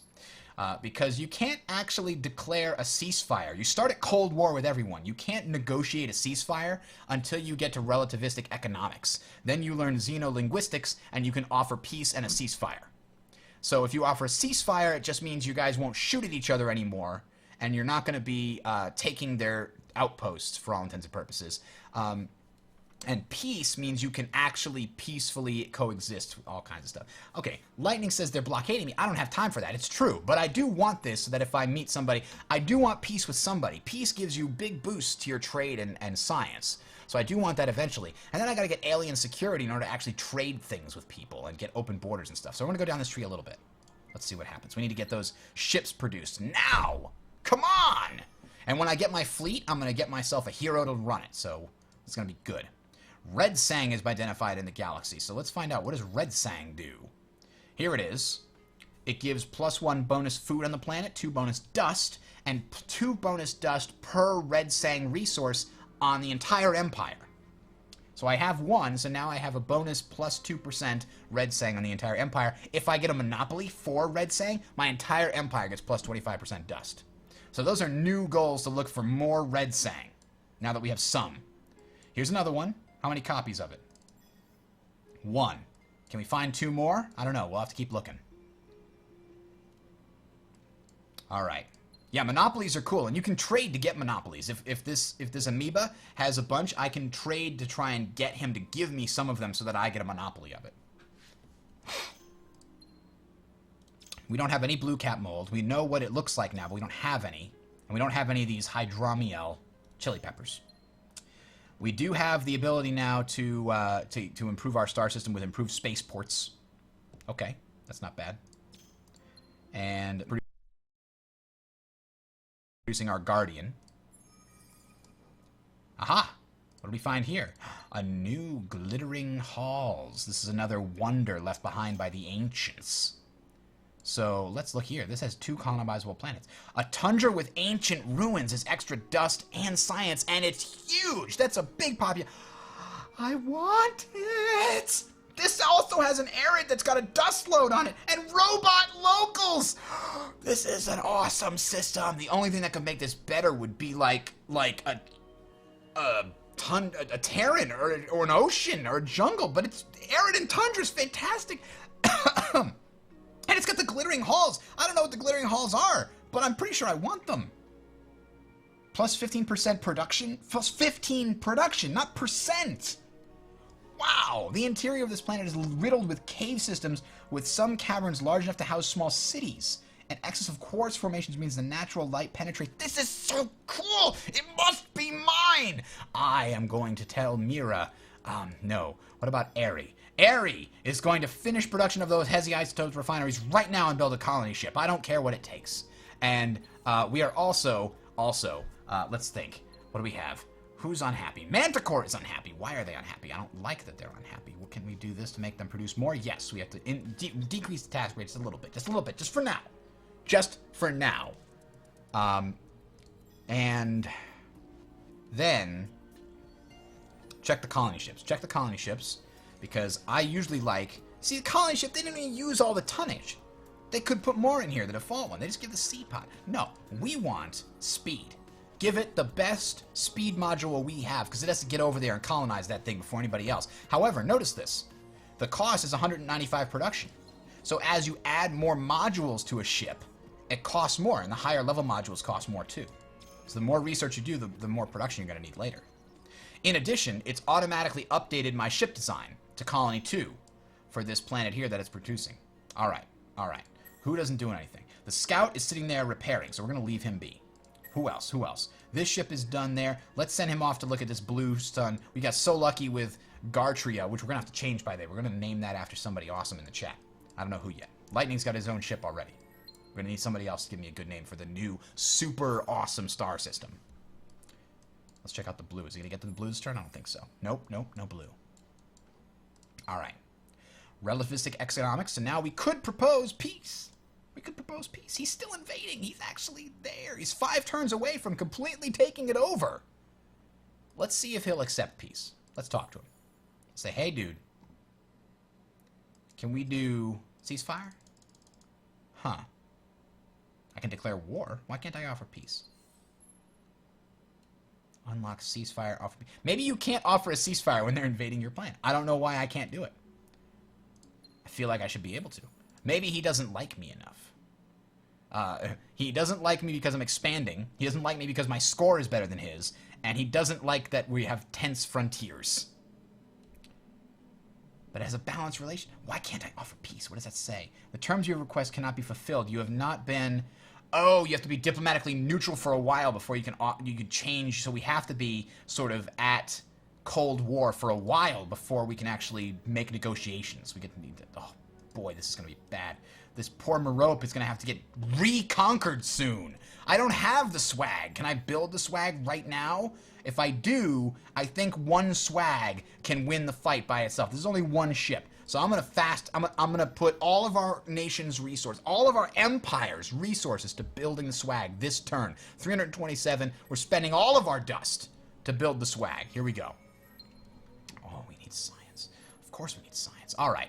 So let me see here. I think Raskblood or somebody said in the chat that we need to go for something else. What do you think? Lasers? I think we should go lasers.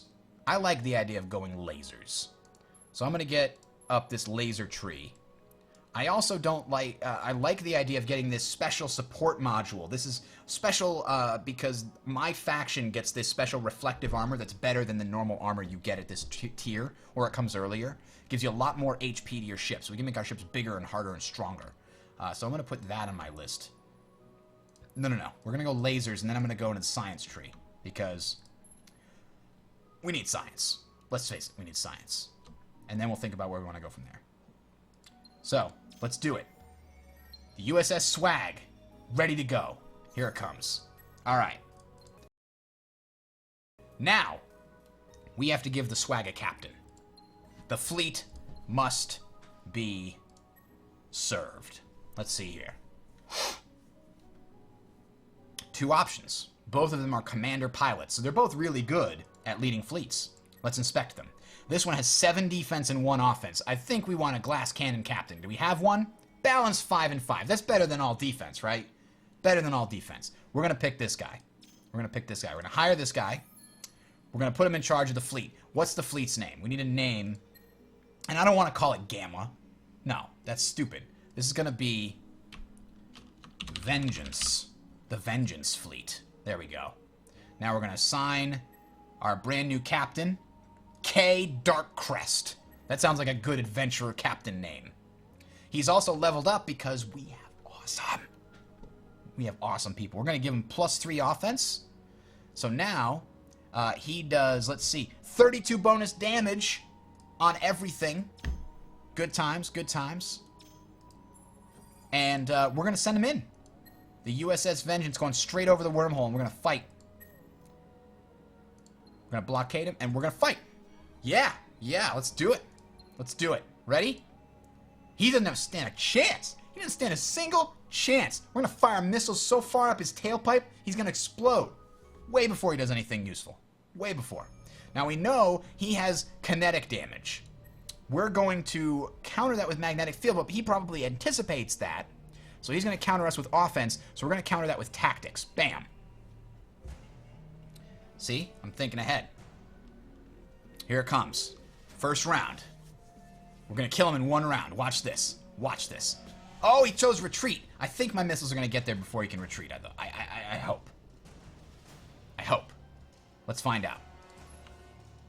Does that even... Oh, no. Missiles don't do anything at retreat. They can retreat away from my missiles. No! He gets away! Oh, retreat happens in 2 rounds. Missiles take 4 rounds to get there. Oh, that's not fair. That's not fair. Swag can't chase these guys if they run away. We're gonna need it. We're gonna need a bigger boat. That's unacceptable. Should we go after their homeworld? Should we go? Should we do this? Did they dare insult us by going to our planet, Merope, and challenging our power? I think we go. I think we declare war. Or we can go invade their shit. How's this planet? A small ocean with ice tent. Screw that. What about this? Did we ever look at this? We didn't. We're going to go send this down here. If they've got a good system down here, we're taking it. We're not going to declare war. We're just taking the stuff. Just going to take their stuff. They try to take our stuff, we're going to take their stuff. I now have 4 units of Titanium 70, so I get bonus speed to production of that. And because this guy won a battle, because the enemy ran away, let's see. I'm going to give him dust warheads. Yep, and he upgrades again. What do we give him? Veteran 1, +1 on everything? Yeah, let's give him Veteran 1. He'll be better at invading. Gooder. Alright, actually, Raskblood wants me to do it. That's why it's called swag. Okay, we're going to war. We're going to war. Let's see if we can conquer these guys real early. We'll find out. I don't know. I don't think it's going to be that easy. This might be a huge mistake. We're starting it. We're starting it right now. War has been declared. I don't think he thinks highly of me anymore, by the way. I'm pretty sure if we look at his disposition, we hover over it. He hates us now. -200 due to war. So congratulations, you just made someone very unhappy. And after this, man, this thing has taken forever to build anything. So that's going to be a while. But it's okay. We've got more swag coming. And since he just ran away from our last engagement, we can only hope that he just runs away from this engagement too. Alright, what's he... He sent another ship over there! This one's a little stronger. And he's blockading it... But he's going to retreat as soon as I hit his homeworld. By the way, my ship, 311 strength. Every one of their ships is at 100 or less. So I think we got this. I hope I got this. That's what early missiles... They're scary. Scary missiles. Anyway. I don't have enough dust. I can't speed this up. Swags are coming as fast as they can, but we can't make them go any faster. We can't. It's just slow. And our researchers found a crappy desert planet with ancient artifacts. And now we'll send it here.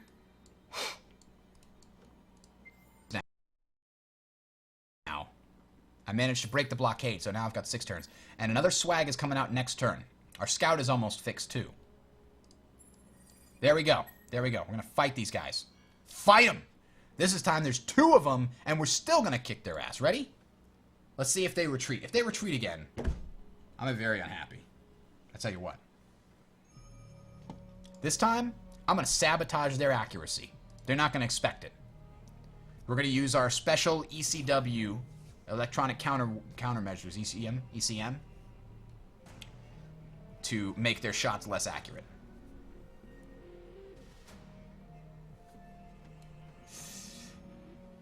Okay, I didn't counter his stuff, but I didn't get blocked either. And he's not leaving, which is fantastic. Let's zoom in on our marvelous missiles flying slowly. Here they go. 1 shot, 1 kill. I need a new here. Let's do a little repair, engineering, in case he does any damage to me. Boom, boom, boom, boom, boom, and boom! Yes! Ooh, my engineering... My guys in the engineering with their nano repair systems blocked his sabotage. And now we've got a new set of missiles flying at him. He can't do crap. Look at the swag is still at 100%.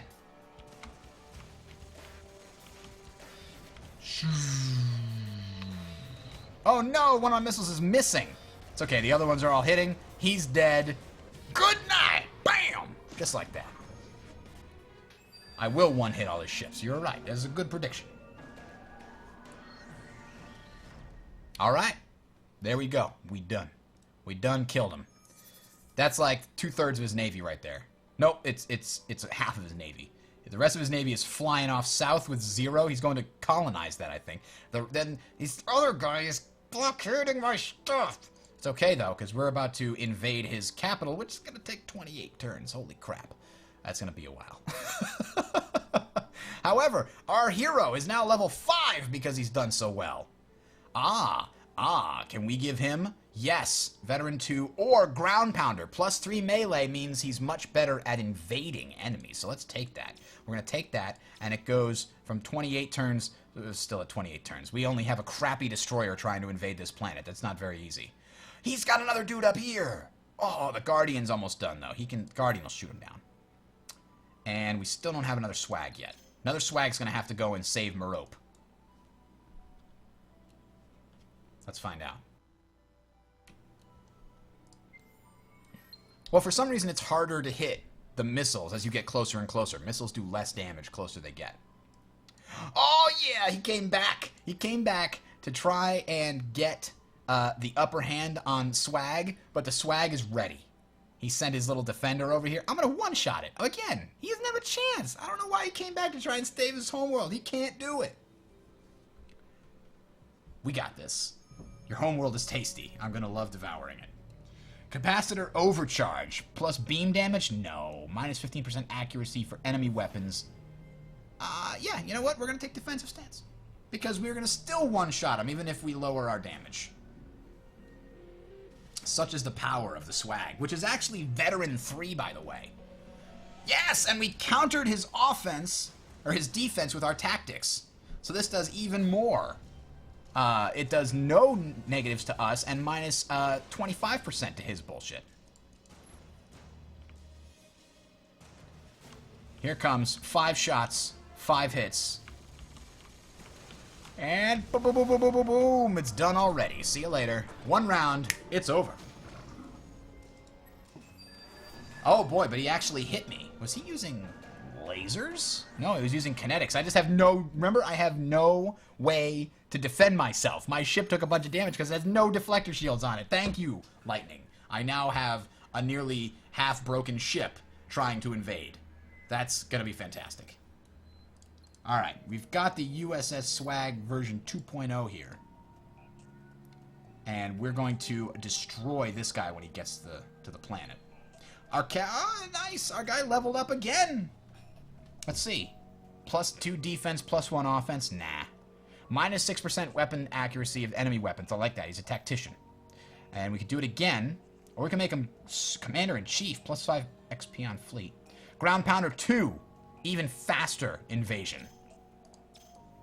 It went from 28 to 24 last round. Let's see if it goes even faster. And core finished production of that. What do we see here?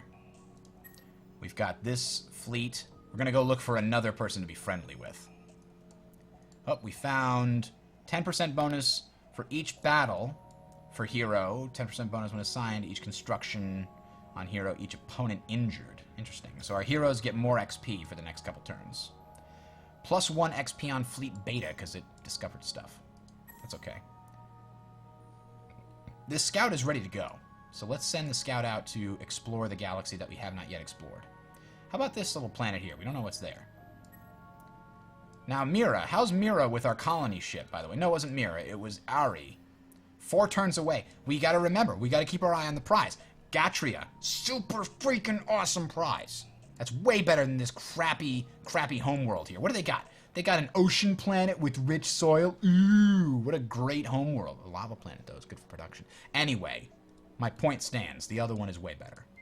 We're only here because this guy affronted us by trying to conquer Merope. And he'd have done it, too, if it wasn't for those kids and their dog.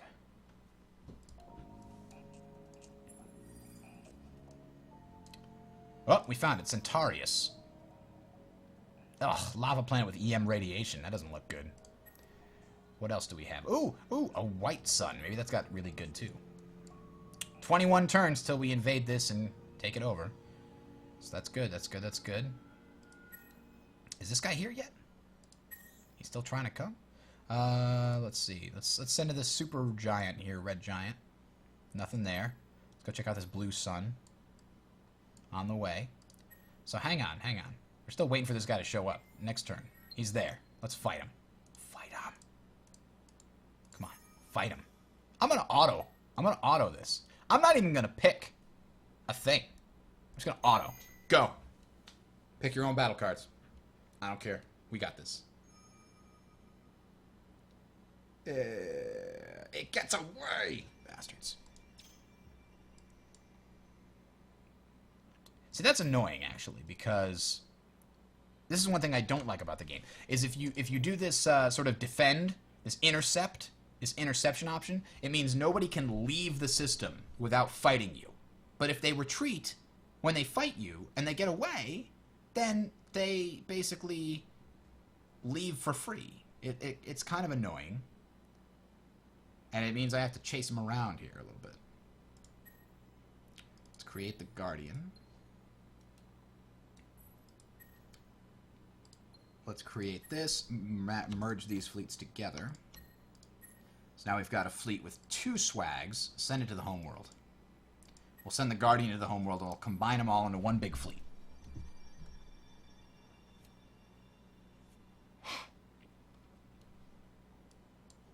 Alright. Send all the ships everywhere. Important. We found Aquarius, which is a not terrible planet, but not great either. So here we've mapped all... Uh-oh. Uh-oh. Let's retreat. Auto. I'm not going to win against these two. So it's retreat time. We made it out okay. Made it out okay. I don't know where we retreated to. We retreated right back to Aquarius. Okay. Go that way next turn. We met the Horatio Empire. So that's the guy that cloned himself a gazillion times. So now Manticore. Should we produce some more defense, some more fighty guys? I could also work on other things here. Here we go. Hardened framing. That'll take 5 turns. I'm gonna get some more swags. And a Guardian. That's another fleet ready to go. The main fleet is out there at Kionos. Vengeance is out at Kionos. While I'm building a new fleet to defend Homeworld. Mira needs something upgraded here. Oh, it doesn't even have heavy isotope refiners. That's why it took so long to build the Guardian. That's gotta be needed. Uh-oh, uh-oh. Where's this? Oh, no! We met a new dude. The automatons. We gonna want to retreat again. Yeah, let's do that. We're just scouting.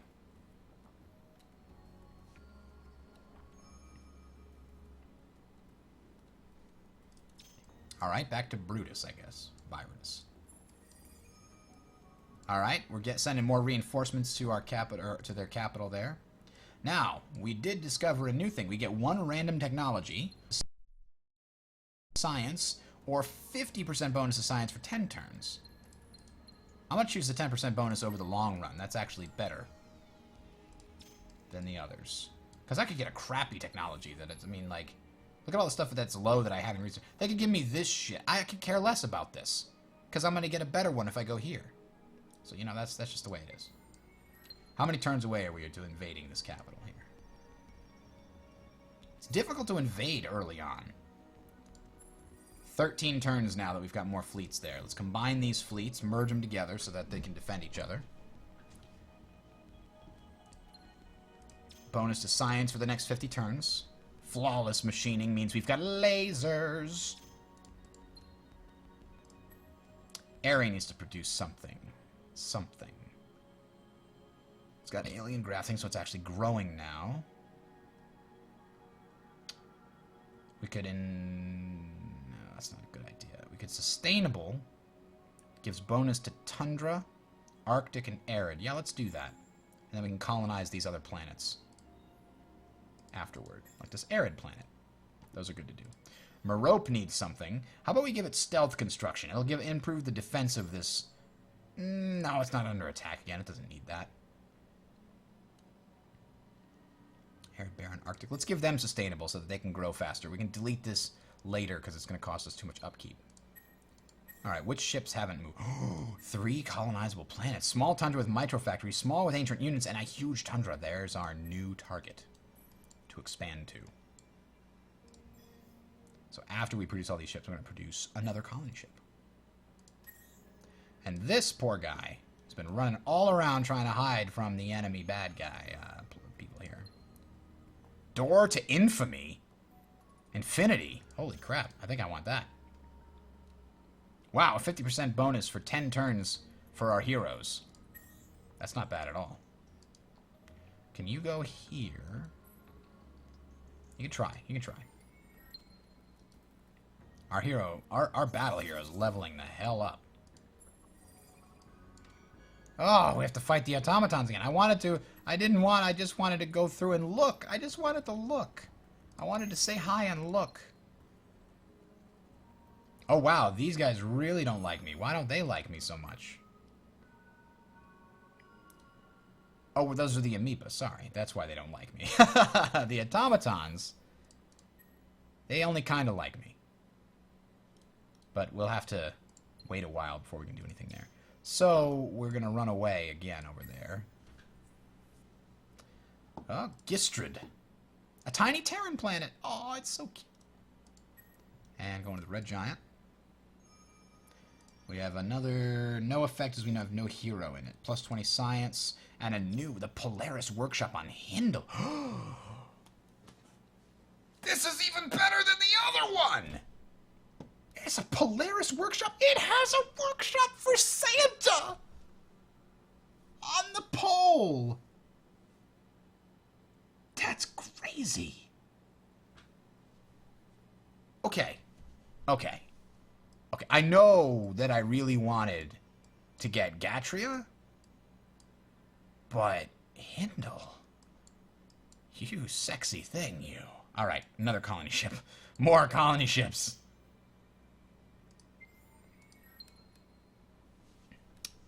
Settle the Santa star system. That's right.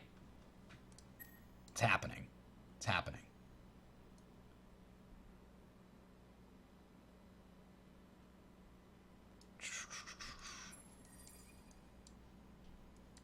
You can hop down in the channel and say, hey, Lightning. You don't have to hide up there in the comfy gaming channel. If you want. Let's see. Mira. Mira's going to produce a colony ship too. Because now we have 3 places I want. I want Gatra, I want Hindle, and I want Gistrid. They're all good. And safe, not bad either. Very good. I now want all the colonies.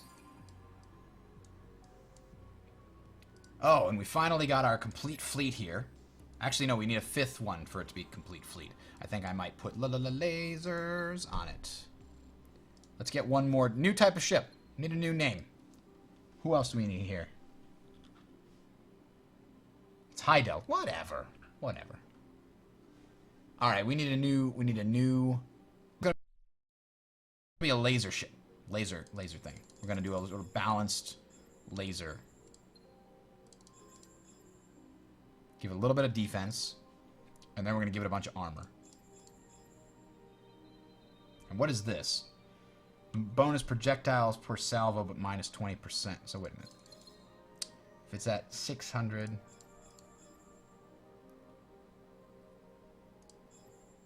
There we go. That's a pretty cool combo.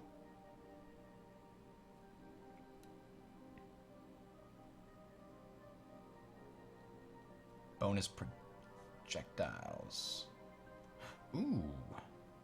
I gotta upgrade and get intelligent repair tools and stuff. We'll give it a few kinetic weapons too, just to even it out there. All right. What's the name? The Super Beasts? Lightning's the only one coming up with names. It fits. There we go. Let's update the Guardian, because now we can actually put some repair stuff on it. So let's get rid of some of its firepower. We're also going to auto-upgrade to increase the the defense rating because we got some new defenses on it. We're going to give it the support module that repairs. So it will repair, let's see, the fleet an extra 1% per turn, or an extra 2% in friendly sectors. So that's good. Apply. Let's go back to the Super Beast here. I think that's already upgraded. Confirm. Oops. Auto upgrade. Yeah, there's no changes there. What about our swag? Can we upgrade that further? Do we have better ion torpedoes? No. So we can't upgrade it. Alright. The Guardian. So we can retrofit our ships to get upgraded. 5 turns till we take the capital, by the way, guys. 5 turns. Scouts, just go explore.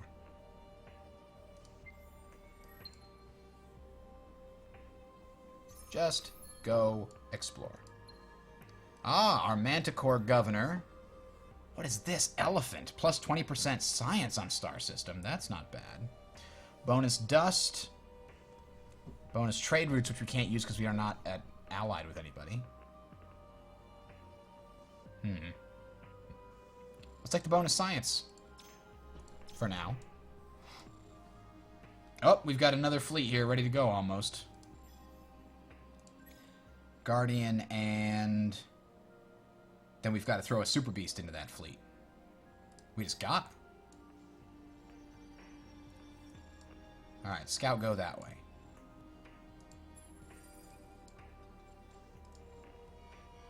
Uh-oh. Where's this happening? Aquarius. See, this is one of the things I don't like. I wish there was a button here that will take me to wherever stuff is happening. So here we are. Aquarius. I am not going to survive this. I just want to explore your system so I know where all the valuable stuff is. Is that so much to ask? I don't think I automatically get their outposts. But I will find out soon, I guess. But this is not an outpost anymore. That's a colony.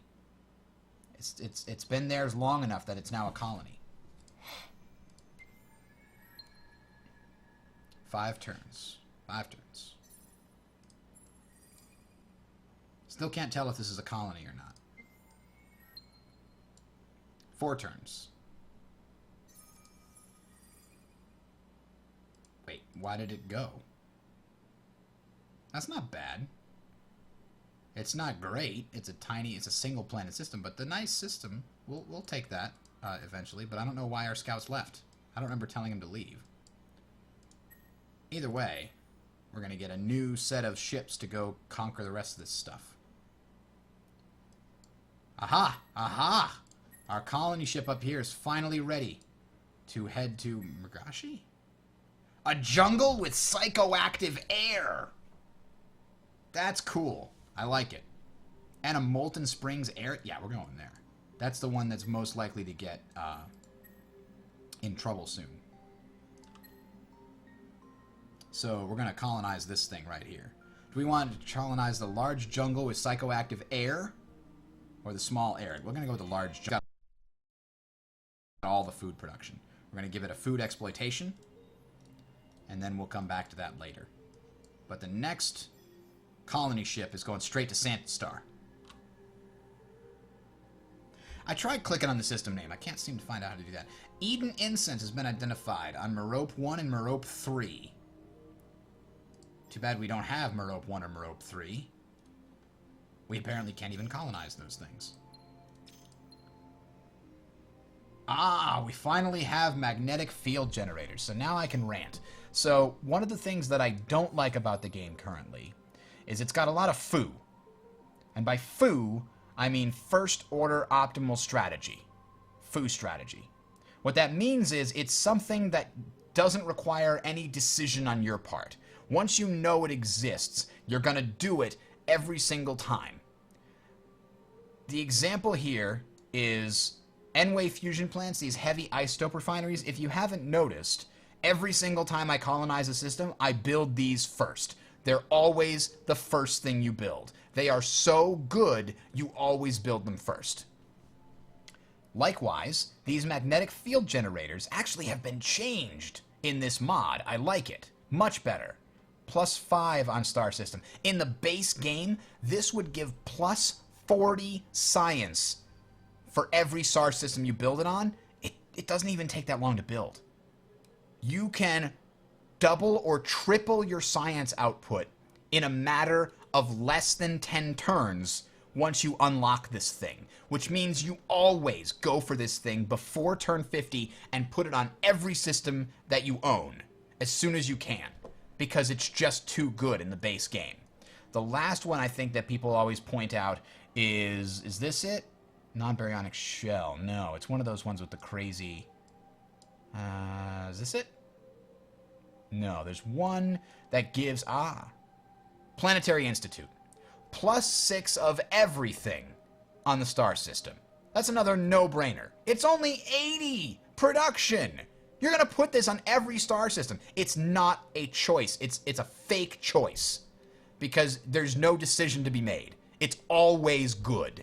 So what they need to do is when they take their balance pass, which I think they know about these issues with the balance of the different buildings, some of them are just so obvious of a choice, you have to do it. They're going to probably go back and fix that. But it looks like the mod that I'm using fixes this one, so it's not a ridiculous +40 automatically. So that's kind of nice.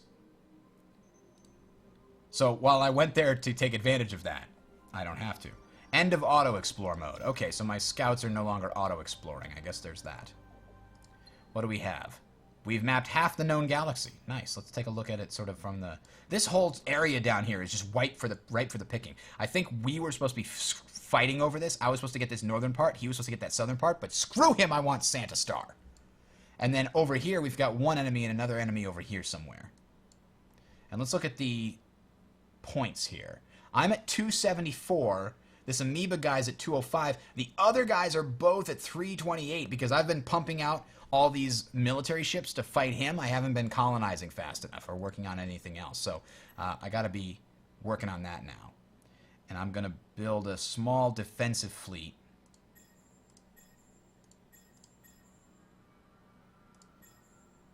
To go and defend Megashi here.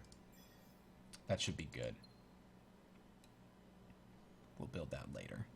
Oh, this needs an exploitation. Let's give it this one, which will give us some more dust on this planet. And have any... Yes, look at this. So, you remember I mentioned about colonies and outposts. Here, we have what used to be an outpost is now a colony. It's been 30 turns since I settled this world. So now it's got its own influence ring. In addition, now that I have 2 full-fledged colonies, my people are unhappy. Because once you get more than 1 colony, you get a penalty from expansion disapproval. And so you have to counter that by building happiness production buildings. In addition, on this particular world, not only do we have expansion disapproval, we also have unhappiness over the fact that we have a tundra planet and an arid planet colonized, and they're not easy to live on. They're not fun, as it were. So now I've got a new goal in my technology, and that's look for something that gives me more happiness, like infinite supermarkets. So I am going to temporarily lower the taxes in order to keep people content. Meanwhile, this ship is going to defend and sort of station himself here and keep an eye out. Not sure what to do with this fleet yet. We'll hold on to them. They're going to go and invade something over here probably. We'll wait until they're completed. Dismiss next. Do we conquer it? 3 turns. They're growing, or they're doing something that's increasing their defenses over time. They're building extra defenses. There's certain buildings you can build that increase defenses. So let's see. We've got this. And actually, that's one of the things I should build here. I'm going to actually, because I want, this is out on the edge of nowhere with no defenses right now, I'm going to insta-build heavy isotope refineries and also put stealth construction, which increases the defense, which makes this take longer to invade. That's important. Because if these guys try to come after my awesome planet here, which, by the way, I need a new name for this star system with the psychoactive air. Something along the lines of LSD planet. I don't know. Somebody be more creative than that.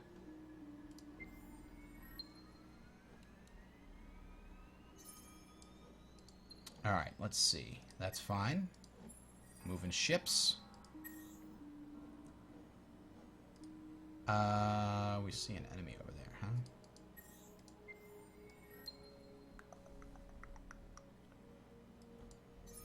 Huh. Extreme metallurgy. This is good. We now know hexaferrum exists. In addition, all of our ships have an additional 10% total tonnage available, so we can fit more stuff on them. So let's go cram more stuff on our ships, shall we? The USS Swag, I'm pretty sure Lightning's going to say put more missiles on it. Right? Yeah, we put more missiles on. The USS Guardian, I'm going to put more kinetics on there, actually. There we go. And the USS Super Beast, I'm going to put a little bit more, not kinetics. Yes, kinetics, actually. Kinetics on there. There we go. Ships have been upgraded. Bada bing, bada boom. And our queue has been upgraded. Now, the other thing, what is this? What is this? Ah, the Horatio have offered peace. I accept. Now, if we look at our capital, I can talk about trade routes. You see here we've got one of 2 trade routes, and we're gaining 3 dust and 1 science from this trade route. Trade routes give you science and dust based on the population of your system and the system you're trading with.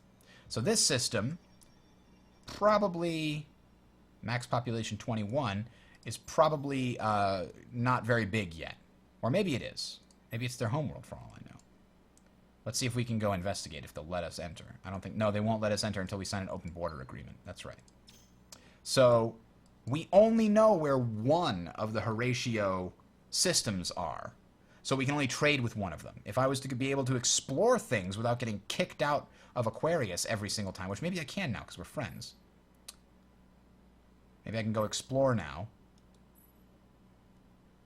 I found a new thing here, and actually the orange are blockading them.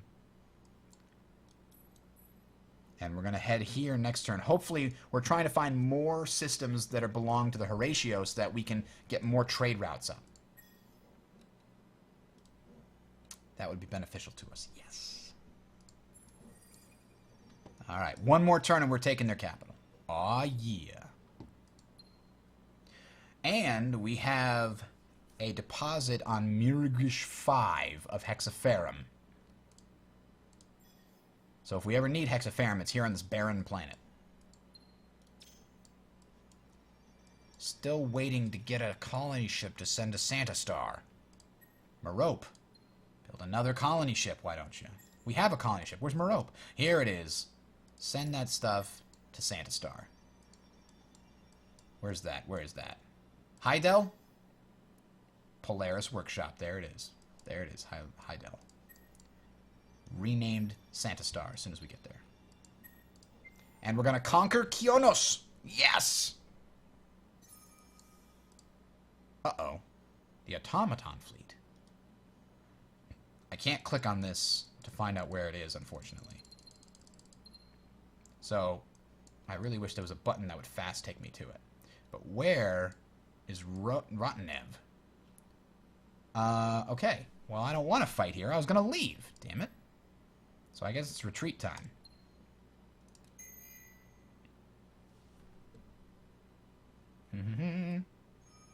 Mission accomplished. I've retreated back to where I came. Fuck. The automatons offer peace. Let's accept that. Now they won't fight us anymore. Okay. New mission. Go back. Oh, the amoeba are offering me Sirni and peace after I've taken their homeworld. I believe that proves them to be relatively unintelligent, because if they had done that before I took their homeworld, they wouldn't be losing their homeworld. You see? They could have traded and said you can have Cicerni for free. But they were not in a bargaining position. Refuse. We're taking everything. What is this? This is one enemy fleet. Wait, screw it. Yeah, we don't care about you. We can go down here. Oh, there's actually some defenders here. Okay, we'll retreat. We'll retreat from there. Auto. I have something new for this fleet to do.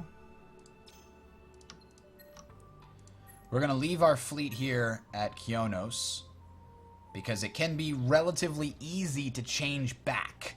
If you notice here, it says our ownership is 4% and our control is 2%.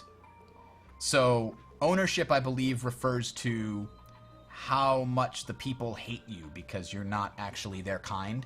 And control refers to how easy it is for the enemy to take this planet back. So it's gaining at 2% per turn. So in 50 turns, this planet's defenses will be back up to full. And that's still going to take a while. So we have to stay here, defend it, and auto. Just kick this guy out. I don't like him here. See ya. So we're going to stay here and defend Kionos. But as you notice, their approval rating is abysmal because they don't like us. We just took over their whole thing. But it's okay. It doesn't matter. We're happy about this. This is a very science-oriented system, so let's build a magnetic field generator. Now, it's going to take a ridiculously long time because our production is much lower due to them, you know, being unhappy. But that's okay. We're all happy here. We're just going to defend and stay happy. Mira. Mira, Mira, Mira on the wall. What are you going to do? Public-private partnership's not so good. Don't have enough people for it. We built a non-baryonic collider on this? I guess we didn't. We could do sustainable, meaning desert gets +1. That could be enough. That's expensive, though. But it's at the expense of having a lot more. Yeah, let's do that. We've also got a collider or a colony ship on Mira. Let's send that to the other planet that we really like over here. Gatria. Then we're going to have to send 2 more colony ships over here. If I wait but 3 turns, I can send the full fleet. I'm going to wait 3 turns. Uh-oh, pirates have just appeared in Turkania. I think we're going to have to send the fleet to deal with them. Is Santa Star? Oh, yeah. Let's colonize Santa Star. Polaris Workshop. We can't colonize that yet. We got to colonize the medium jungle first. It just makes sense.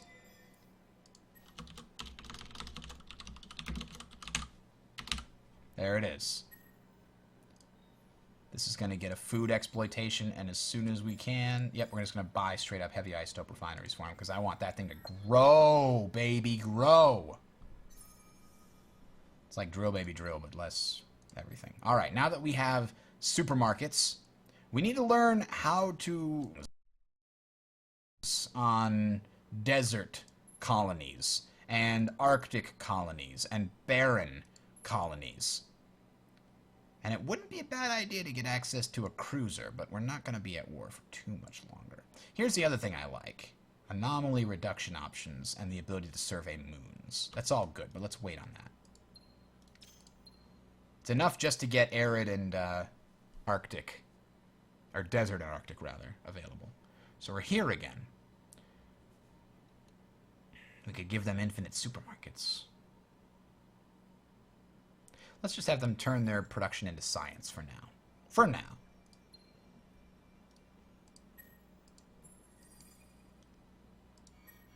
Uh-oh. Oh, we've met the enemy pirate fleet here. Let's go fight the pirates, shall we? I think we shall. Get a little experience on our fleet before we send them into battle. Actually, they start with 2 experience bars already, interestingly enough.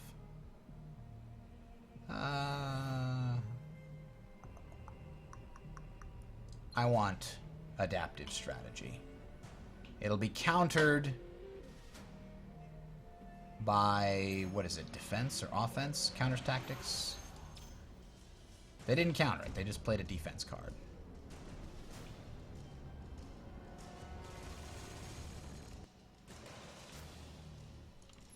So here's my ships. I've got one of them shooting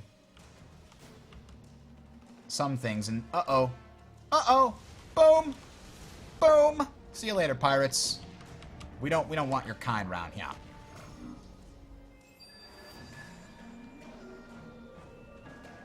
Bam! So as well as I'm doing, I'm still way behind these other guys in score. But maybe I'm ahead now that I've just taken over his capital. I'm catching up. I think Santa Star is going to make everything better. Let's go to Primus. Is this even... You just went to a desert with corrosive soil? I don't even want this. Like, seriously, that's not a system I even want. I don't think I can abandon systems, though.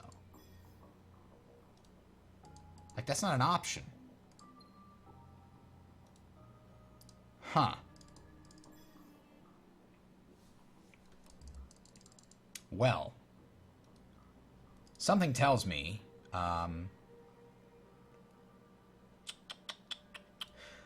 might have to finally sue for peace with these guys, because I really don't want to take this. It's crap. Look at all that. Corrosive soil, Kessler syndrome, mineral poor. It's a hydrogen gas planet. How can it be mineral poor? Corrosive soil. That's garbage. Garbage system, at least until much later when my technology is higher. Alright, we're going to Cersini. We have to put that down before it becomes a problem. The colony ship. Here we are. Huge tundra and ancient ruins? Or glittering halls. What is that? That's plus 15. Yeah. Glittering halls. I think so. Give a little heavy isotope refineries in there, and they'll be good. Get some food. Food production also. Bonus food production. Alright. Empire is going well. And I need a drink. Give me 1 second, guys.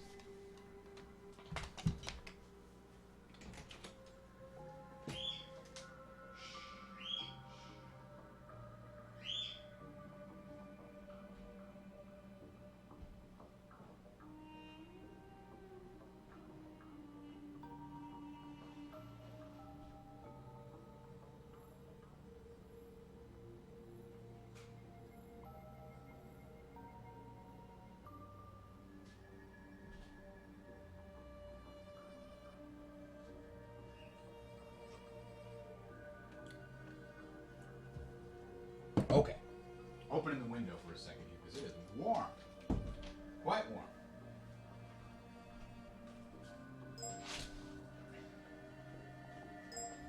It's very stressful. Quite stressful when you're conquering an empire of everything. Okay. What is this? The guy sends a tiny scout ship to try and stop. Oh, you're doomed. You are doomed.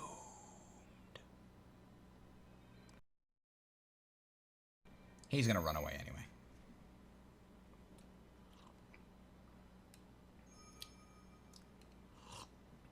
Yeah, he ran away. Well, that's a problem.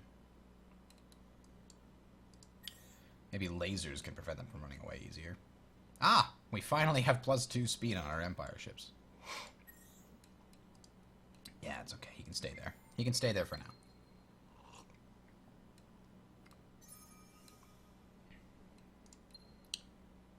Open borders from Horatio. You shouldn't have. No, really, you shouldn't have. I forgot I had the scout over there. There we go. Now we can have a second trade route.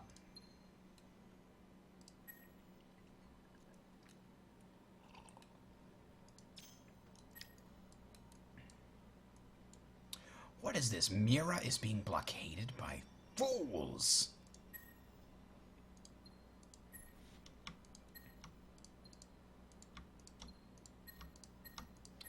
Now I've got this giant fleet chasing this tiny little scout because I can't hit it anymore at all.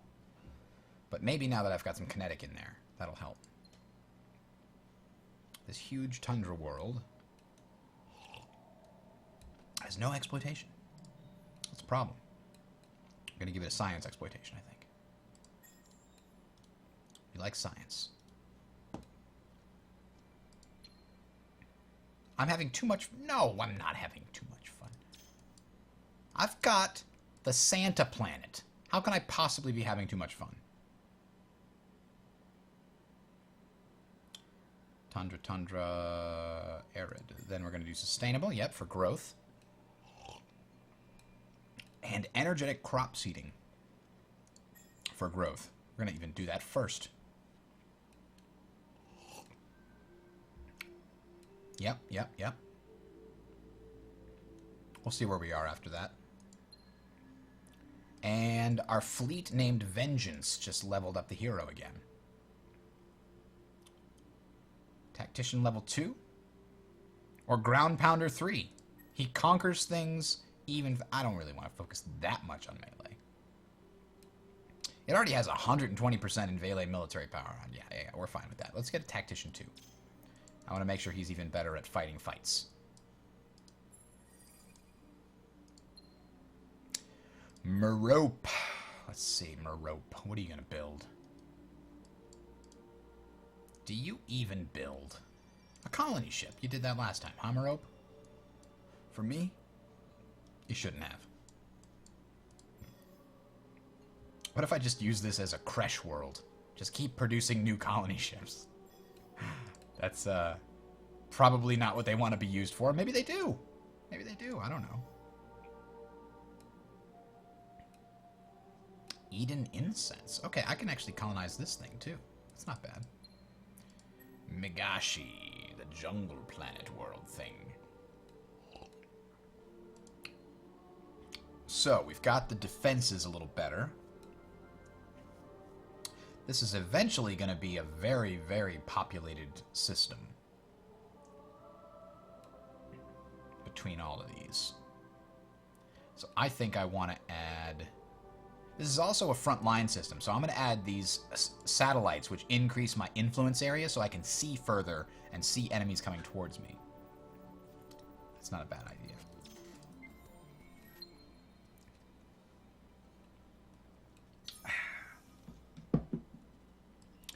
That stupid scout mother trucker. Well, little does he know, I have the USS Swag team waiting for him here. So now this one is free to move about the country and go conquer this little thing. Ah, we've made it. Invade them!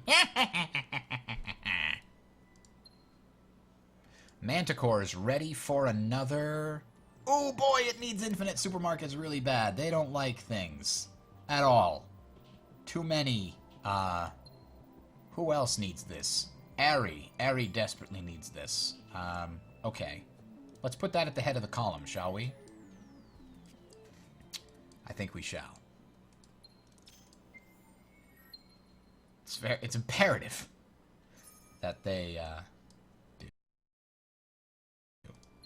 Okay, we found some void stone, Yadix, ionic crystals, and mercurite. We also know how to colonize barren planets now. That's good. We figured it out. The amoeba will give me Kiadis. Let's see. How much do I want Cersini? I don't really want it. I'll actually accept that. I really don't want the other planets. I really would only want Quaidus, so they're offering me the only thing I care about. I'll accept. We will leave your tiny little planet alone. Meanwhile, I will turn my big guns to defend us from pirates and other bad things. Also, I think I need another super beast in this particular ship quadrant. So let's build that. Automatons have open borders now. Alright, well, you don't need to go and fight Quadus now because it's ours. Excellent. What else do we need to put on here? We don't need alien grafting. This is a planet that is self-sustaining on itself. Instead, let's give it some science. Science would be better. And to that end, we'll give it extra science. All the science. This is a science-based planet. Alright, you keep exploring. Explore the galaxy. Go.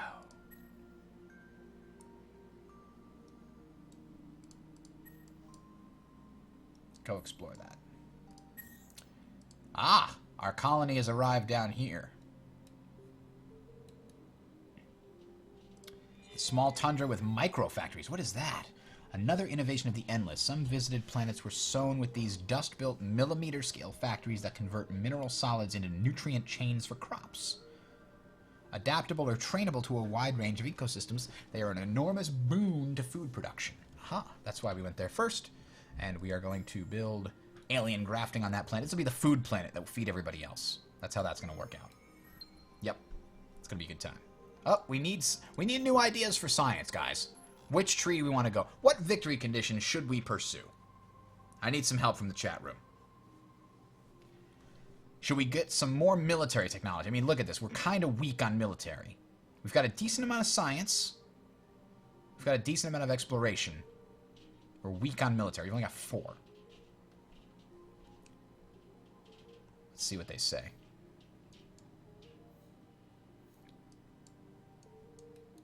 I'm thinking getting this wouldn't be bad. Global Tech Park would increase our science anywhere we have a science exploitation. And Optics Research Lab increases science on a number of planets that don't normally have a lot of science.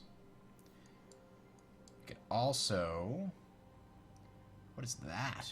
Deep Space Facility. Bonus defense per colonized asteroid. Huh. And bonus science per colonized asteroid. That's kind of cool. Also, +4 movement. I can also... What's that planet? Primus was the planet that really is going to suck until I get a lot of stuff down there. But now I'm at peace with them. Let's get a lot of these over here. This is good. +2 command points means I can have a 7-ship fleet instead of a 5-ship fleet if you have the destroyers. So let's get that. Let's also get the ability to actually make these trades with people.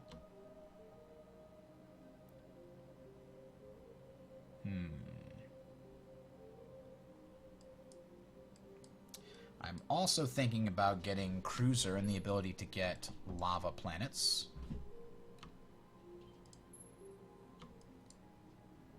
And it wouldn't be bad to go over here and get a battleship so that we can get this orbital counseling. We'll play it by ear, though. We'll get what we have here, and then we'll continue later. Chat room's gone dead. Nobody's listening. I'm playing by myself now. Alright, wow, that was quick. We got the improved fleets management. Miragashi.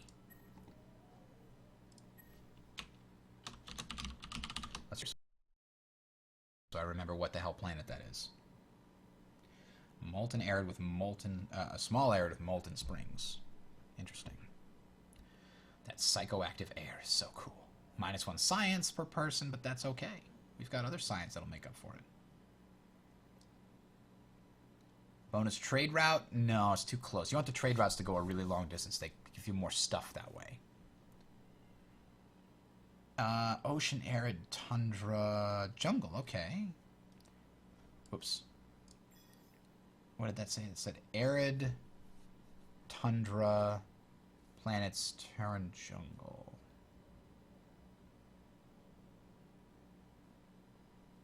Not Arctic. Not desert. So this will give +2 on these 2 planets and +1 on everything else. That's okay. That's a decent amount of dust. It'll counteract its own effect there. Wow, look, the orange have colonized this whole thing. I'm gonna have to start catching up. We got Santa. Ooh, when did this become colonized? It's a small, barren BS planet. That's right. I remember now. Now, where is this Gatria?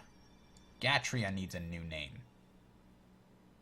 The glittering halls. Glitterlance. Oh, I can't. Glitterland. Okay, there's an awesome local area network party going on there. Still need something to do. How about... we're going to give this... It's tundra, barren, arid. Let's give it sustainable agriculture. We'll increase our tundra and arid output. Yep, that'll do. Give us some extra food in that backwater. How's our former enemy capital doing here? They are doing okay. They're going to need to colonize something because they have too many people. The approval rating is slowly going up. We now have 36% ownership over this. We can rename it to them. This is them. I wonder if the chat crashed. Can somebody type something in chat? Let me know it's still working. A corporate adventurer. Still not useful. Not super useful anyway. Relativistic markets. Let's look at our things here. Who's the biggest science guy? Of course, that one. Really? Them is the next biggest science because they've got this... Huh.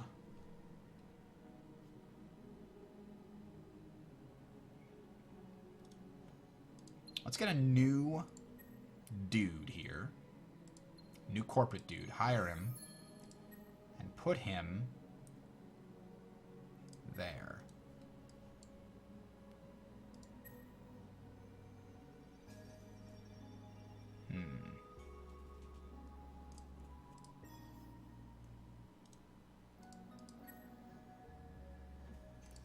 It's doing that, and then it's giving me a couple super beasts. I think the super beast is what I need with the beam in order to kill this stupid scout. Oh, I don't have to kill him anymore, do I?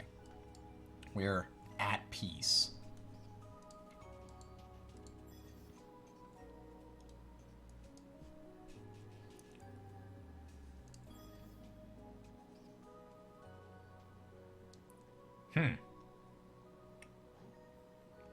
So far, so good. This desert's going to be really good for production. With the robot locals and all. I have a new target. This thing's actually quite nice. Makes your tiny planets have more population.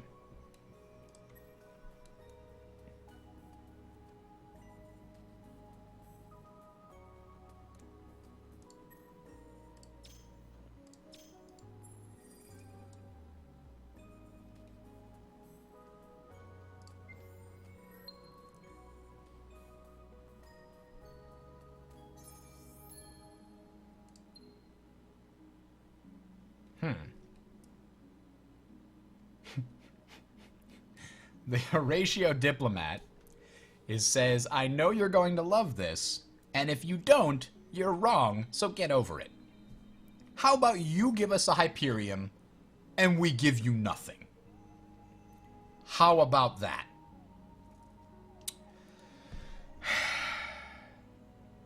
That's not how you negotiate. Hence, a refusal.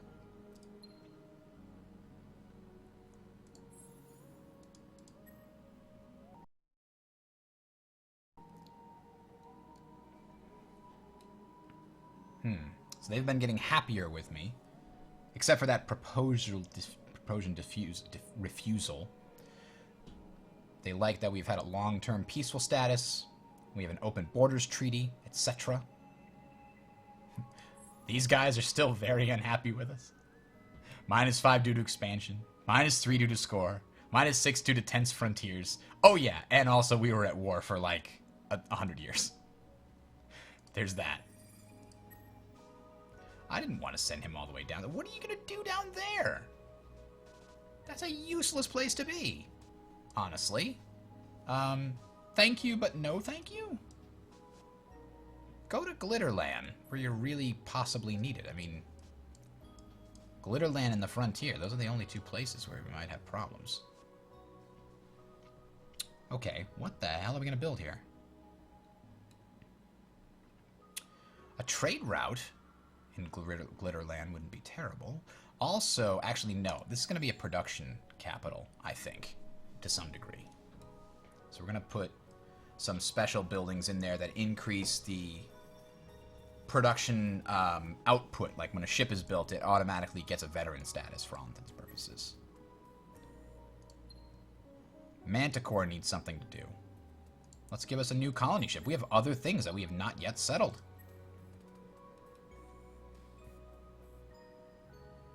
There we go. Get some extra trade route bonuses in Manticore, because it's got a couple trade routes. Trade routes are an interesting thing. As I mentioned before, you go to peace, you can get trade routes, which can actually give you a bunch of stuff over the course of the game. A bunch of science and a bunch of dust.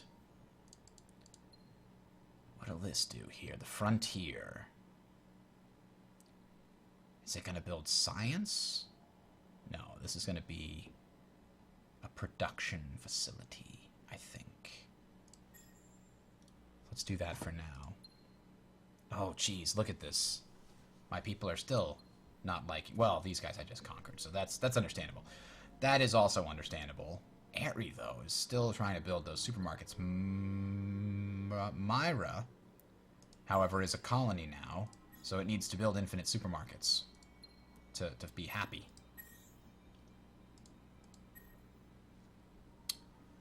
These guys are just going to chill. They're going to stay here in case pirates show up in this lower quadrant. Oh, we've got a colony ship here. Create.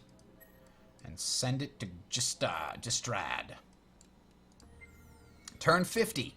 We made it to turn 50. Is it worth $15 on Steam? I think it is.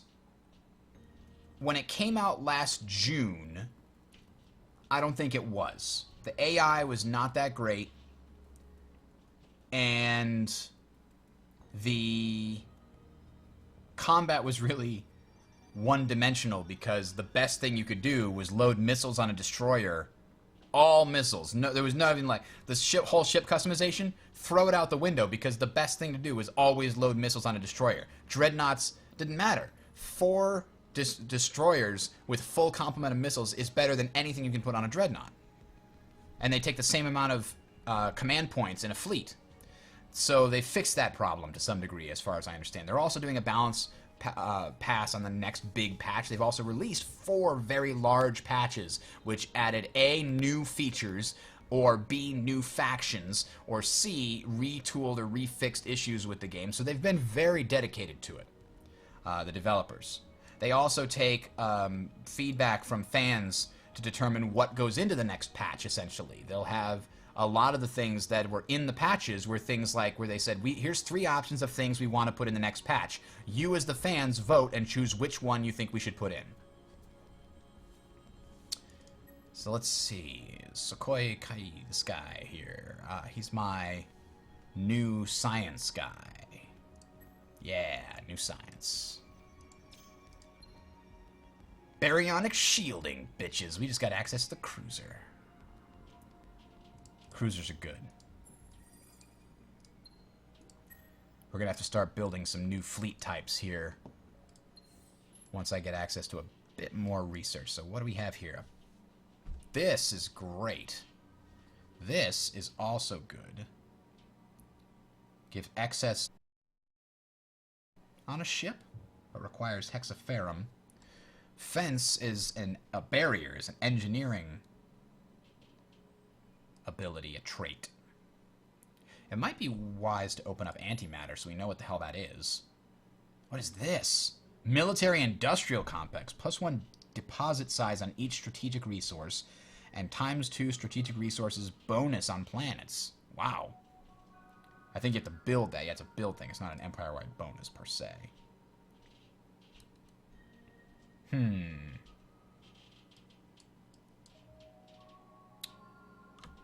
Since I'm going pretty hard into science, I'm going to keep going in this direction.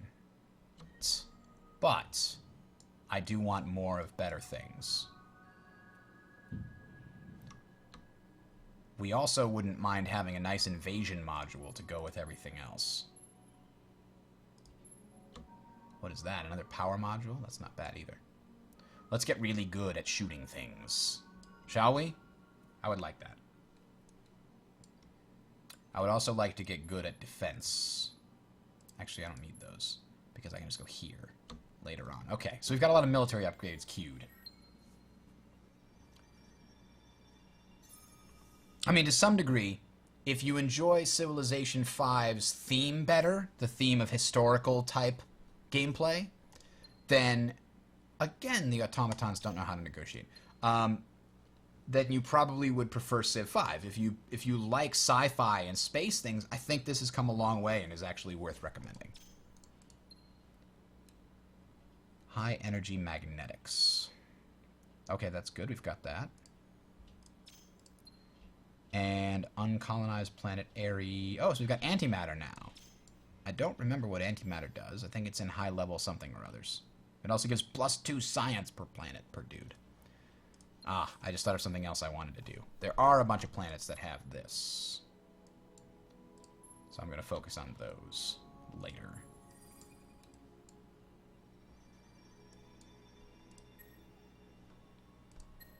Huh. Now, that fleet's just passing through. We've got a fleet down here. We're going to go find this nice tiny Terran planet and colonize it. It will feed the rest of these planets, and they will give me other things like dust and science.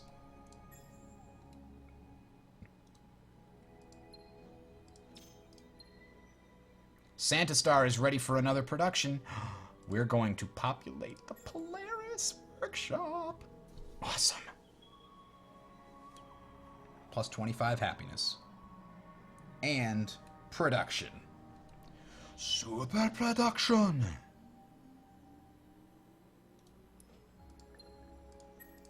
Turn 51. Let's keep going. Manticore's almost got its colony ship done.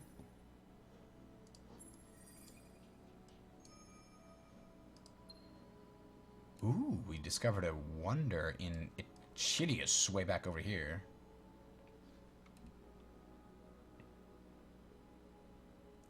A strain of dust ran wild and self-replicated out of control. By the time it was reined in, the entire planetary system had been converted to dust.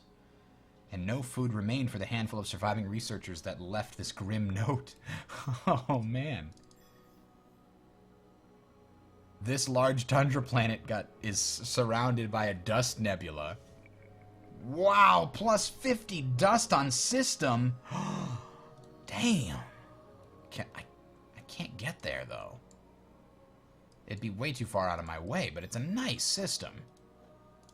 I am now hungry with desire. Oh, the frontier needs to produce something here. It needs to expand to this planet. Let's see. That'll be good for now. Ooh, everything's got new things it can do. We get extra trade routes. That's not a bad idea. Get more trade routes for our big systems like this one. And this gives bonus production. Plus 20% and bonus to these other systems. I don't know. I don't think I want to pay the 3 dust for it. I will, however, get the magnetic field generators and the public-private partnerships because I'm all about the science. Santa Star also needs these. And it's thing. Being as it's tundra and it's really good at production, that's what we're going to do first. Good, good. Yes, indeed. These orange guys are starting to get into my zone. That's bugging me. No, I don't care about that. But what about this one? Oh, that's not a great system. I don't have to worry about that one too much. But that's also not a... Oh, wait a minute. Wait a minute. Rage artifacts. Nah, 3. Is it worth... Sure. Where is this? Pirates? At Gurglakistan? What the... Where's this taking place? It's a scout, so it's way over here somewhere. There it is. Scout, run away from the pirates. Let the pirates fight the enemies of mine.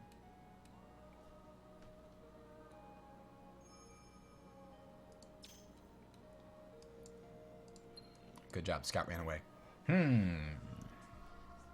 Glittering halls.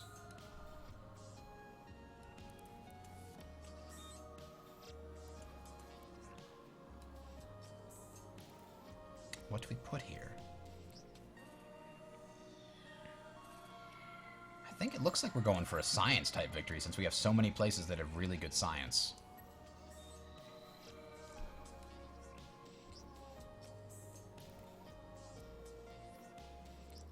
This is a brand new thing. It needs heavy isotope refineries for sure. It also needs to expand and colonize this other thing because it's almost already finished colonizing what it has.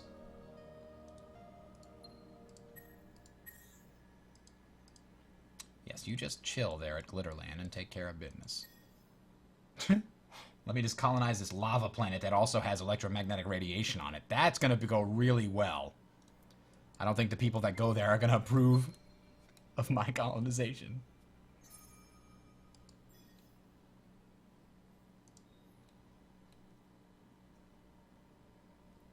Plus all the science.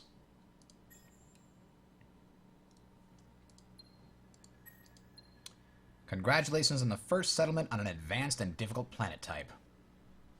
Sure. You're welcome. Thanks, I guess.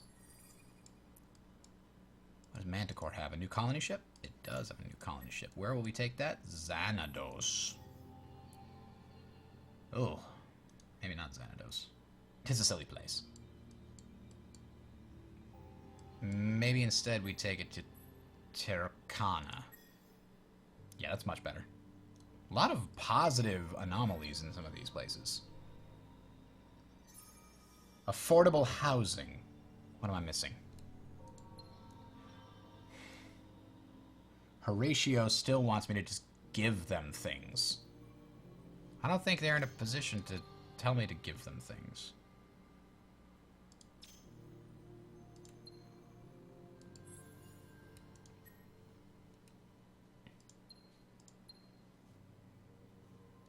We could trade technologies. What does he have for technologies to trade? The terms you request cannot be fulfilled. The feeling of the other faction could be summed up as over my dead body / mechanism / exoskeleton / pod. I love the flavor text.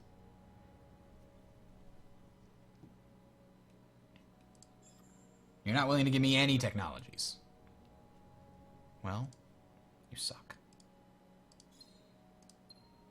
Oh, those are planets, that's why. They're willing to give technologies, but not planets. I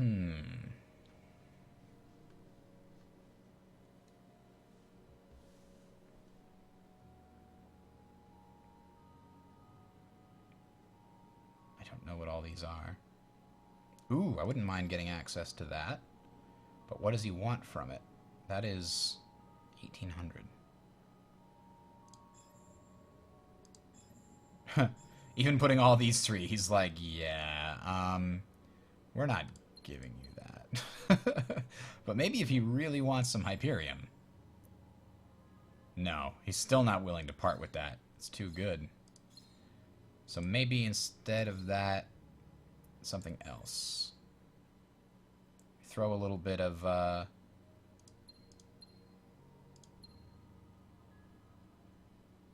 neural robotics in there? Not enough, not enough. What about flawless machining? He still doesn't want this stuff. 2, then he'll do it. But for how many turns does it last? That's the question. And how many do I have? I have 4 Hyperium and 7 Titanium 70. Now, what did he want? He wanted Titanium 70? No, he wanted the Hyperium, didn't he?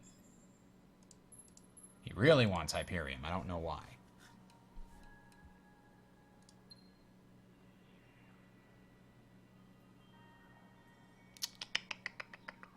I think I can't do it. I really don't. What about the other guy? So that's this guy. What about this guy? Will he have anything that I'm willing to trade for? The automatons? Endothermic structures. They have graviton manipulation too, with the Planetary Institute. Maybe that's something I should be going for. It's over here, I think. Somewhere. Where's the Planetary Institute? Could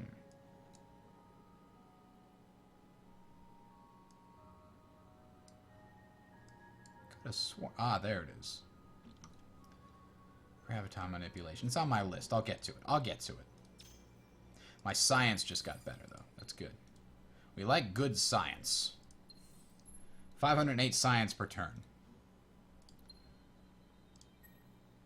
Cave Johnson would say that's not enough science.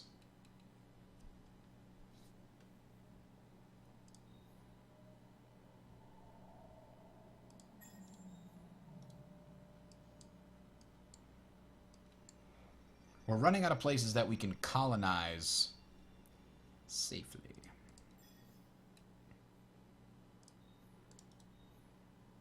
What is this? We need to actually go there and colonize it. Okay, that can be arranged.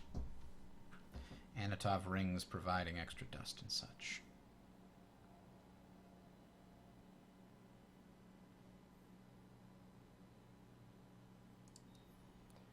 Let's also give them that, and we'll deal with that later. Okay. Trying to balance everything, get it the most science possible on these various planets. The Frontier needs an option here. They've got that. Let's give them more science. They're going to have more people very soon. They're growing every couple of turns here, so let's get a big, nice science lead. How's our approval ratings going? Them and Quadrus, my conquered areas, still slowly coming under my heel.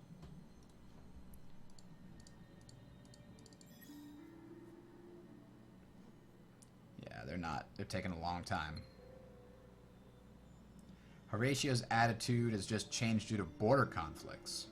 Uh-oh. And this green guy? They like me now.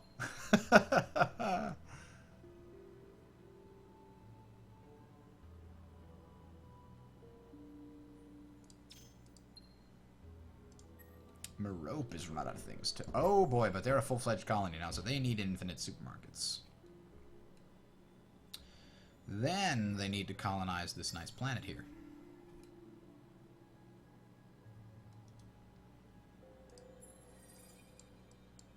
There's our colony ship. Let's colonize large Arctic with some special life. Having deep oceans that are rich with life, this planet is abundant in hadopelagic creatures, those that have adapted to the lightless environment at the bottom of the ocean and are tolerant of the tremendous pressures. They are not only a source for food, but provide useful scientific information. Source for food. We eat the crazy jellyfish that live in the bottom of the ocean, okay, thanks. Whatever you say.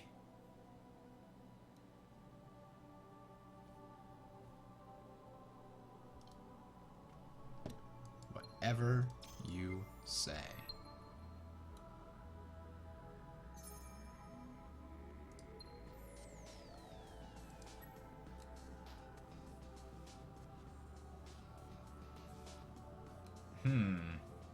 What other planet should I make my big trade hub? Might as well be this one. Let's take Veteran 1 first.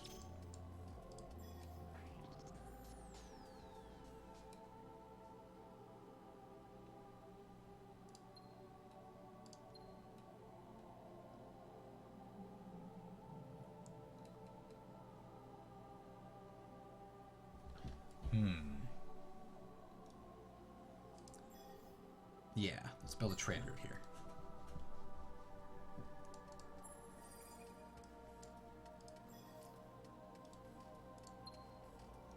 Because that's going to be a decent sized system eventually. It was a capital, and it's really far away from anything. So if I get trade routes here, it's what, 3 and 1, 3 and 1. Versus Manticore's 6 and 3, 6 and 3, 6 and 3. But Manticore's much bigger. When this grows to a much larger size, it's going to get even better. Horatio's friendly again. Our border disputes are less than they thought.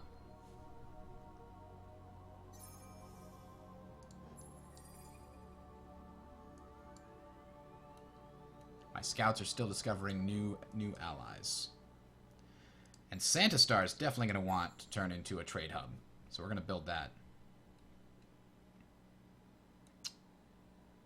And then after that, let's go to the medium arid with the dust ruins.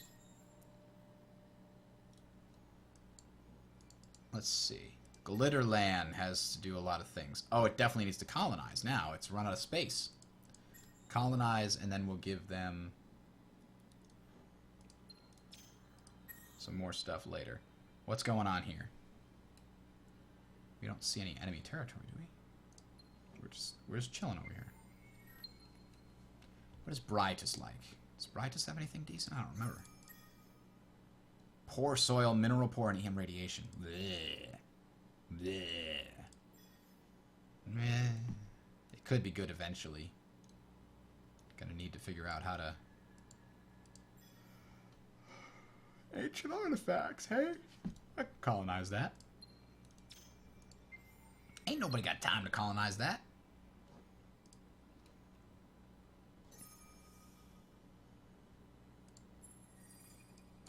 Pirates are coming. A good thing I put some guys down there at Glitterland. Tundra is actually better at production for some reason, huh? Sure, this can be our production center for now. And then Glitterland is also going to be good for a trade route. And get some bonus influence, because it's sort of a frontier. Horatio, I'm not giving you Hyperium. Give it up. It's not happening. Maybe when I get some down here, you can trade me for it. Actually give me something? That would be fantastic. I wonder if our Gamma fleet should be retrofitted. We need to retrofit all our fleets, don't we? They're all old. Maybe not. I thought Vengeance would need a retrofit. Isn't Vengeance up here somewhere? Where is Vengeance? Centaurus. Oh, it needs to go somewhere friendly to get retrofitted. Oh.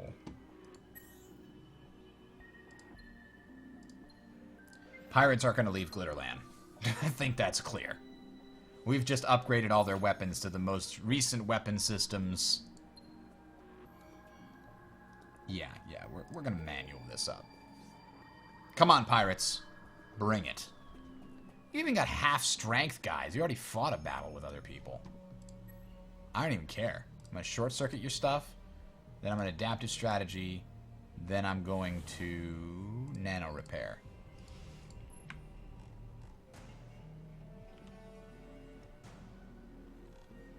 Let's get ready for this. Ready for the missile barrage? And the lasers. We both short-circuited each other, huh? Oh, his ships are taking... It's about time for impact. Boom. Boom, boom.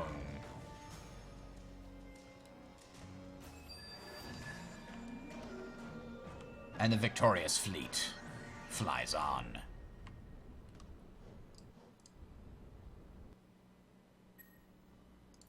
Let's see, what else is there?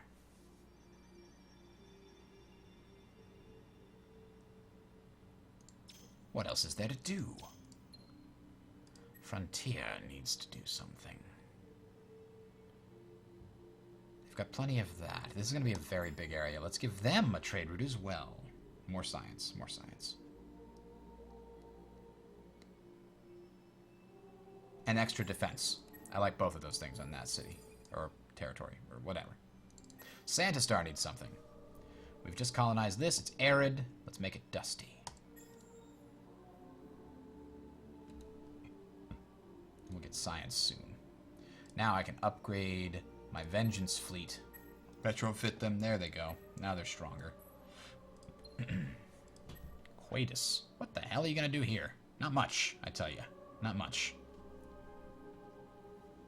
Let's get some more science up in here.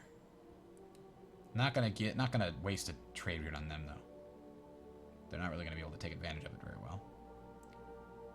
And then we'll just convert them to all science. All science all the time.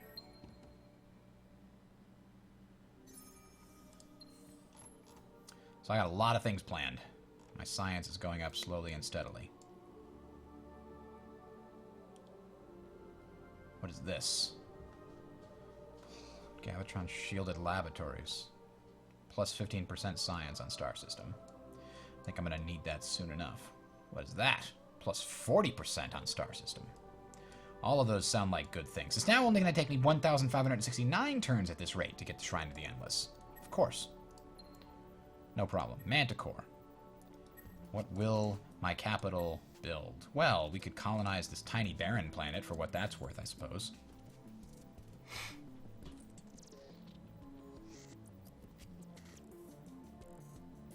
Not much to do on Manticore. Mira on the wall.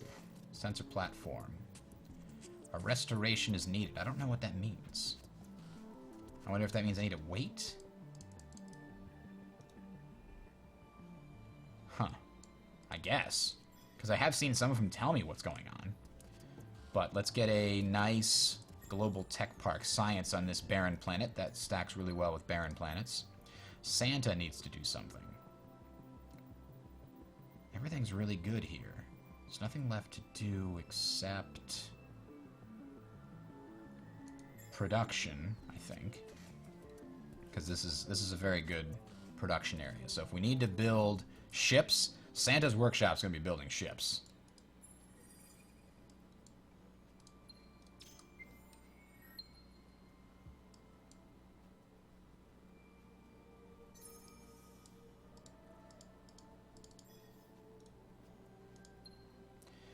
Manticore is going to do more science. Can we do more science? I'd like to do more science. Plus 4 wit. Yes, we can do more science. It is, in fact, possible to do more science. Mira now has really nothing left. We could also colonize this small desert planet with its Anatov rings. And Santa Star, damn, now has really nothing to do. Convert it all to science. For now. Science, science. Not yet, not yet. They don't have enough. Tundra, however, will be science, and this one will be coming later. By that time, they'll have more. So far, so good. We're gonna nice, peaceful science victory. Yeah. Unless, of course, we need to go to war. That remains to be seen. Oh, this definitely needs to go to a new... Let's go to colonize this Arctic planet. It's not great, but it's better than nothing. Ah. All reachable planets. What are you talking about? There's a planet right here you can reach. Why would you tell me? We can't go anywhere else, boss. There's nothing else to search. I'm right next to you. If I can see it, why can't you see it?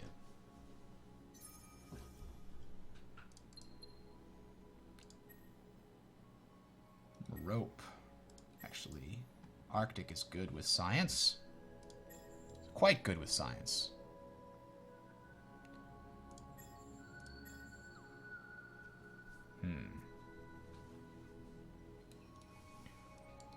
Manticore has nothing left to do.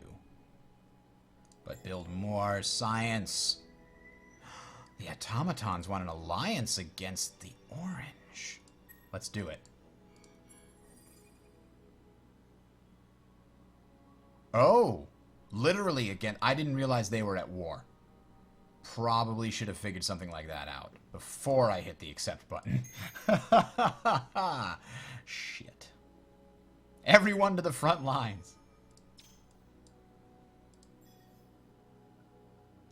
Everyone to the front lines. They don't have any planets that I really want. Arid, desert, garbage, garbage, garbage. What about Horolium? The door to affinity, hollow planet, deserted cities. That's actually not bad. I think I might try to take that over. So let's get all of our fleets organized. This one is 2 of 7. With 2 more in the harbor.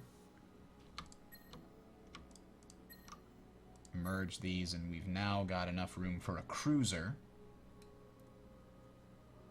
And maybe 1 more super beast. So let's get a cruiser mapped out here. Anybody got a good name for our new cruiser?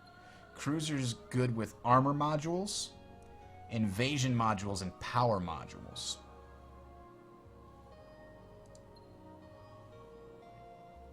Ah, we're so close to a new...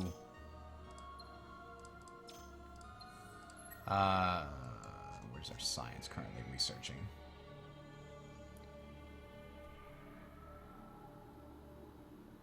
We're not far away. I'll wait on the cruiser.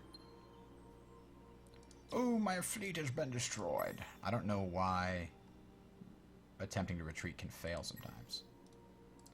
But since we're at war with this guy, let's invade with our scout. It'll only take 999 turns. Oh, boy.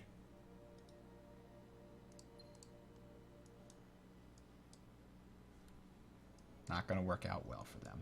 All right, Manticore, you have something to do now since we're going to war. We're going to swag,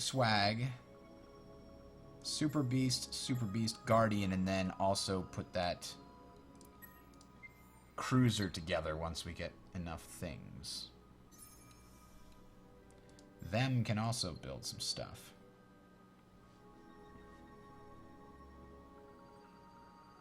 I don't know what. Let's make them go to science. Why does Horatio like me less now that I've... Oh. I see. Because we're at war. I think. Pretty sure we're at war. We're at Cold War.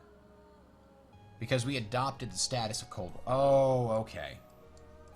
So I don't need to, you know, go crazy over this.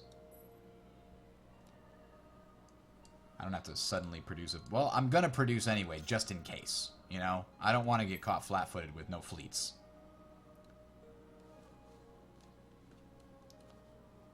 Cruisers aren't great on invasion, I don't think. Who's the invasion type? Hang on. Cruisers are good on invasion types. Sorry, yeah, you're right. Sledgehammer would be interesting. I'll definitely put... It's a good one. I'm going to do that, actually. I just need to get this specific armor module. It gives a lot more hit points and a percentage bonus to hit points as well. So it's good to put on really big things, like cruisers have a lot of hit points by default. Like, here we go. The destroyers we are using have 600 hit points. Cruisers start at 1440. So they would be great to put that 3%, stack that 3% armor bonus on. Cruisers also gain 20%, but oh. You know what? We're fighting. Hit and run. Go. We're not going to win. Hopefully they're destroyed and then I don't have to worry about or pay the upkeep for anymore. They got away. Somehow they got away.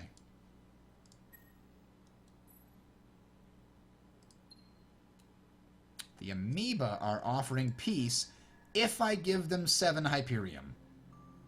Which is basically all my Hyperium. Are they nuts? I think they're nuts. I'm refusing that BS.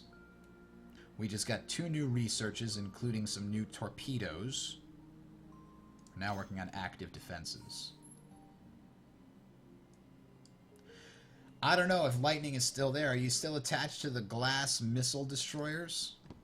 It's not a bad plan. I can even upgrade the missiles a lot. Swag 3.0 is going to go from ion torpedoes and 234 strength to 540. Doubled their power now with fusion torpedoes.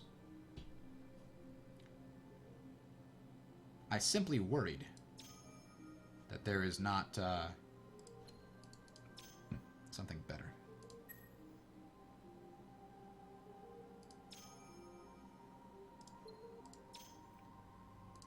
Auto upgrade all the things. Mira, what do we do here?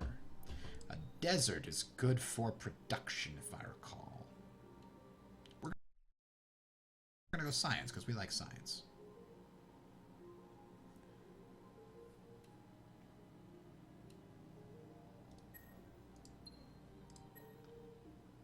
Huh. What is this gonna do? Well, we just need heavy isotoper. Like I said, need it. Always. It's very important. Kind of feel like that should just be part of the thing that it gets automatically, but it's just still annoying. Alright. What's our happiness look like? Oh, boy. Very unhappy here. Overpopulation disapproval. Minus 20 from planets and minus 39 expansion. So I think we're going to have to lower our tax rate again.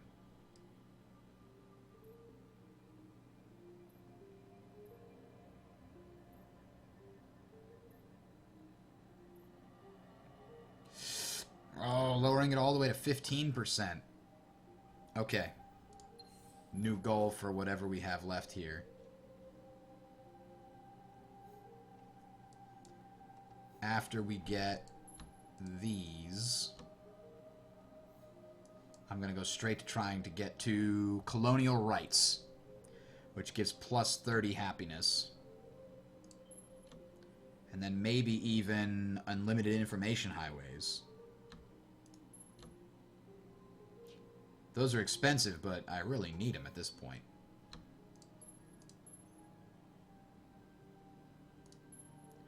These are all good, too.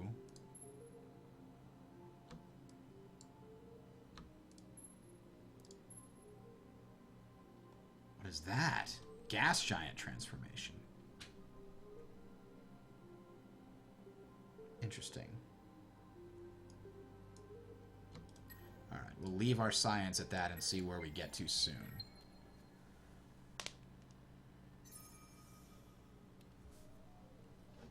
So I think now... Uh-oh. That poor scout. I keep expecting it to, you know, die, so I don't have to pay its upkeep anymore.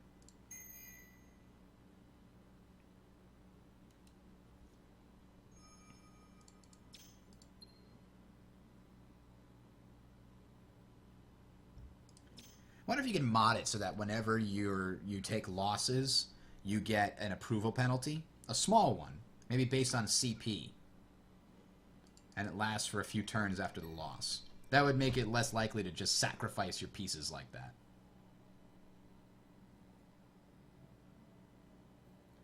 A hollow barren planet. That needs to be colonized soon because they're running out of room. They still have plenty of excess food. So they'll still grow fairly quickly. Mira's out of things to do. Build science. All of it. What's our planetary systems with the most population? Does it show? See, I'm getting 23 science for all these trade routes. It's not bad.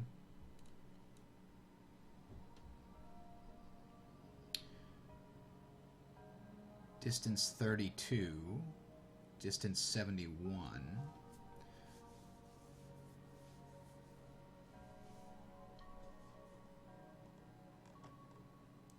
The one that's giving us the most is, of course, Manticore, because it's got those 20% bonus from my hero. And it's also the longest range. -3. This system's actually costing us money. It's not making us money. So is this one. Glitterland needs a planet producing dust. Luckily, the dust load is ready for that. Wow, look at that. There you go. The glittering halls underneath it. 25 is still pretty good. What else would we put here? It's going to be a colony soon, so I have to build infinite supermarkets on it. And Gistrad is probably going to be a colony soon, so I better build supermarkets on it.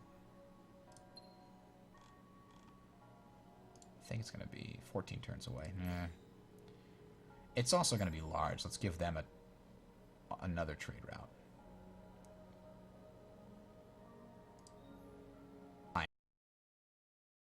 Science. Arctic science. That's right. We want Arctic science. All right. I think next turn we'll be able to make...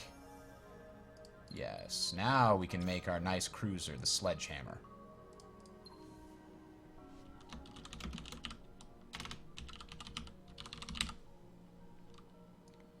I think that's what it is. I'll just call it the Sledgehammer. I don't need USS Sledgehammer. Alright. It's a cruiser. And we've got some really good invasion modules here. What's 80 times 130%? That's an interesting question.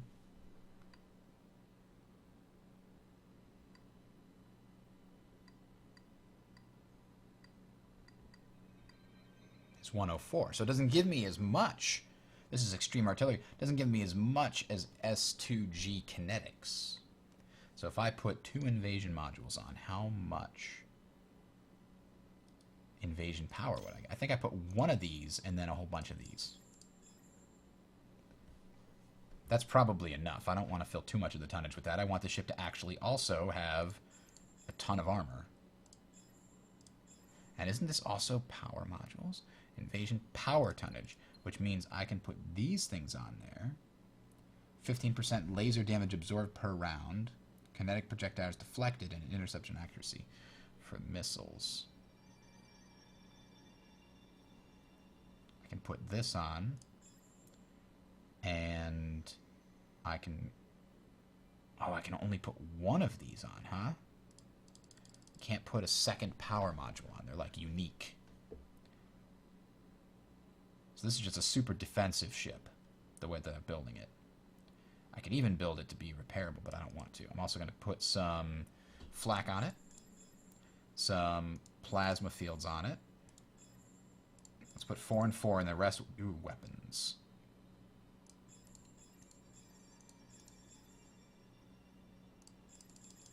The rest is all flak. Kinetics, rather. Kinetics.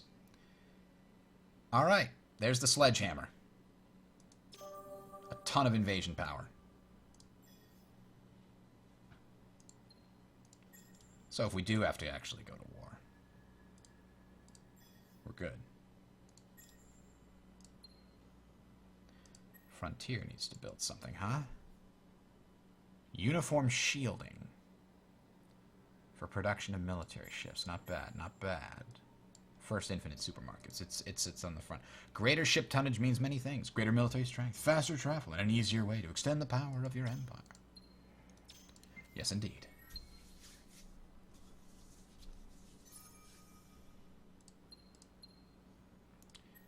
This is out of things to do here.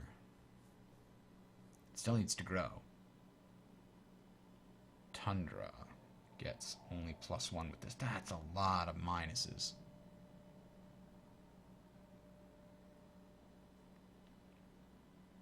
Yeah, this should do. If we build this, I think we'll actually come out positive. Let's find out, shall we? I have a ton of dust, too. Look at this, 1871. If I ever have to suddenly start rapidly building ships, though, that 1800 is going to disappear in no time.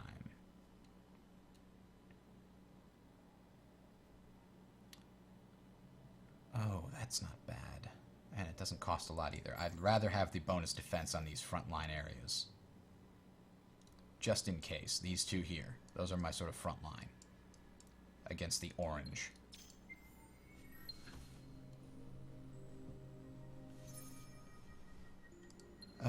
Amoeba's offering peace again if I give him all this stuff. Peace with you isn't a benefit.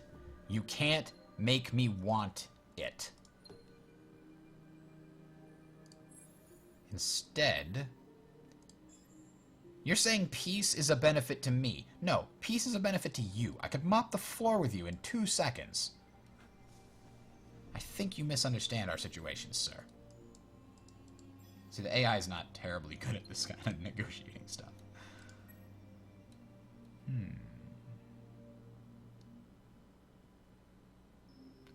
Where's the one that gives bonus to science? It's not on here yet. Maybe I can't get it on this. Let's get extra wit on the hero. More science. Wit gives him the science and the dust production. The amoebas are pissed. They're like, oh man, if you don't make peace with us, we're totally gonna attack you.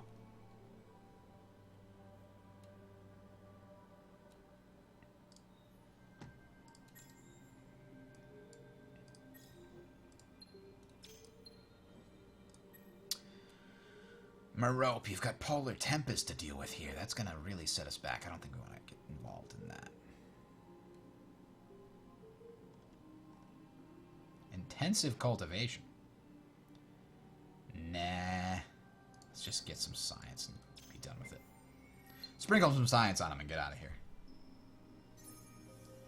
The reason you might want to keep ships in a hangar is that they're using a lot less upkeep. Like, if we look here, does it show how much the ships cost in upkeep? I don't know. Doesn't really show, does it? Oh, but we have to retrofit Gamma. Look at this. It's going to cost us 700 to upgrade these suckers. Youch. And 500. Jeez, I'm paying all of the dust that I had saved up to make my military up to scratch. Let's colonize this tundra.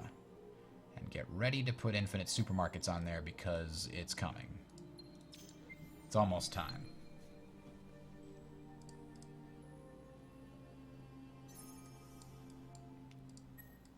Alright, this is going to go back to Merope. Wait there. The automatons have finally given me something that's a benefit to me. They're willing to give me Titanium 70. I don't really want Titanium 70, but I do want the cooperation agreement. You get a minus 50% on trade routes effects to begin with, but after 10 turns it goes to 0, and after 15 turns you get a bonus. So you have to. This is a long-term benefit to both sides. It's kind of a cool thing to put in there. I don't remember where in the tech tree that is. I'm guessing it's somewhere over here. Collaborative networks. Plus ability to spy on all fleets orbiting this system. Plus 2 on star system. All kinds of other stuff.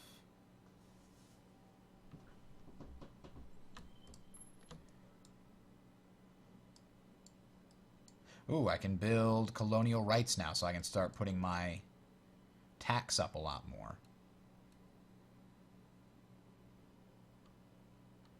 Ooh, space elevator. That would be nice for my planets that are doing all the trade routes. And what about this? Plus 3 dust on planets, but then minus 7 for the improvements. It requires Orichalcric 6. Which I think is there.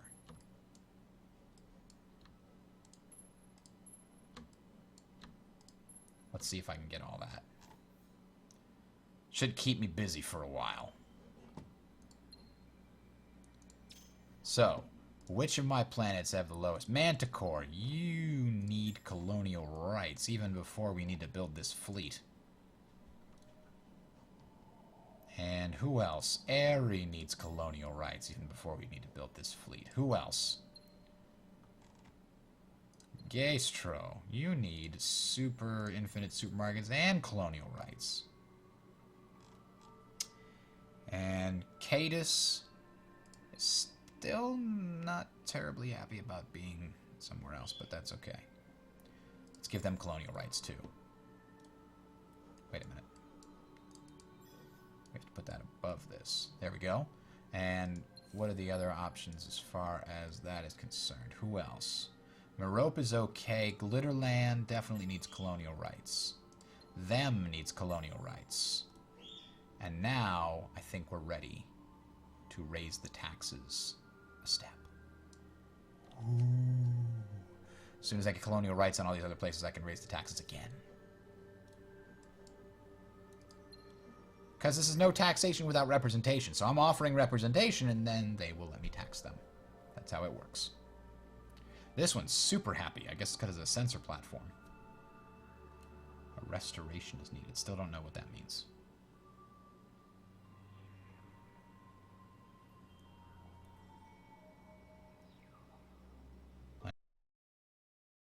With an explored moon. We haven't explored the moons. Nothing else on here looks like something I want.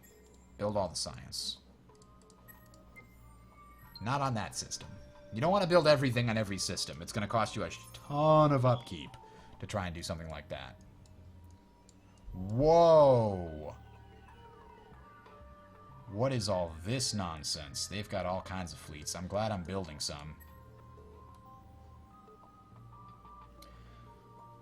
Super, swag, guardian. Let's build the correct sledgehammer here. I think I actually want to make the sledgehammer slightly less invaded. Slightly less invading. In order to make room for more fighty fight. Auto upgrade. There we go. More railgun. Do I have the defense modules? I finally have defense modules. Good. I can put 2 flak, 3 flak on there. Now it's perfect. It's got tons of armor, a lot of defenses. Uh-oh. Automaton's ally has accepted the following offer from Amoeba. According to Alliance rules, my new status, if I stay in the Alliance, will be peace with the Amoeba. Okay, I'll accept that. They were trying to sell me peace before. I was like, screw you. Enemy fleet, the Horatio must die.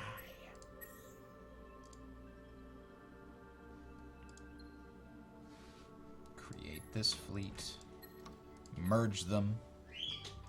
And build a sledgehammer here. And actually, I'm going to disband them into the hangar. Because when they're in the hangar, they actually cost less upkeep. I'll put them into a fleet later if I need them. And I think I'm going to call it a night at that, guys. Thanks for watching. I'll pick more of this up maybe next week. I'm going to be busy the next 3-4 nights. Maybe Saturday night. Might do it Sunday night. Might do it Sunday night. All right? Have a good one, everybody. Hope you enjoyed this. And thank you for watching. Have a good night.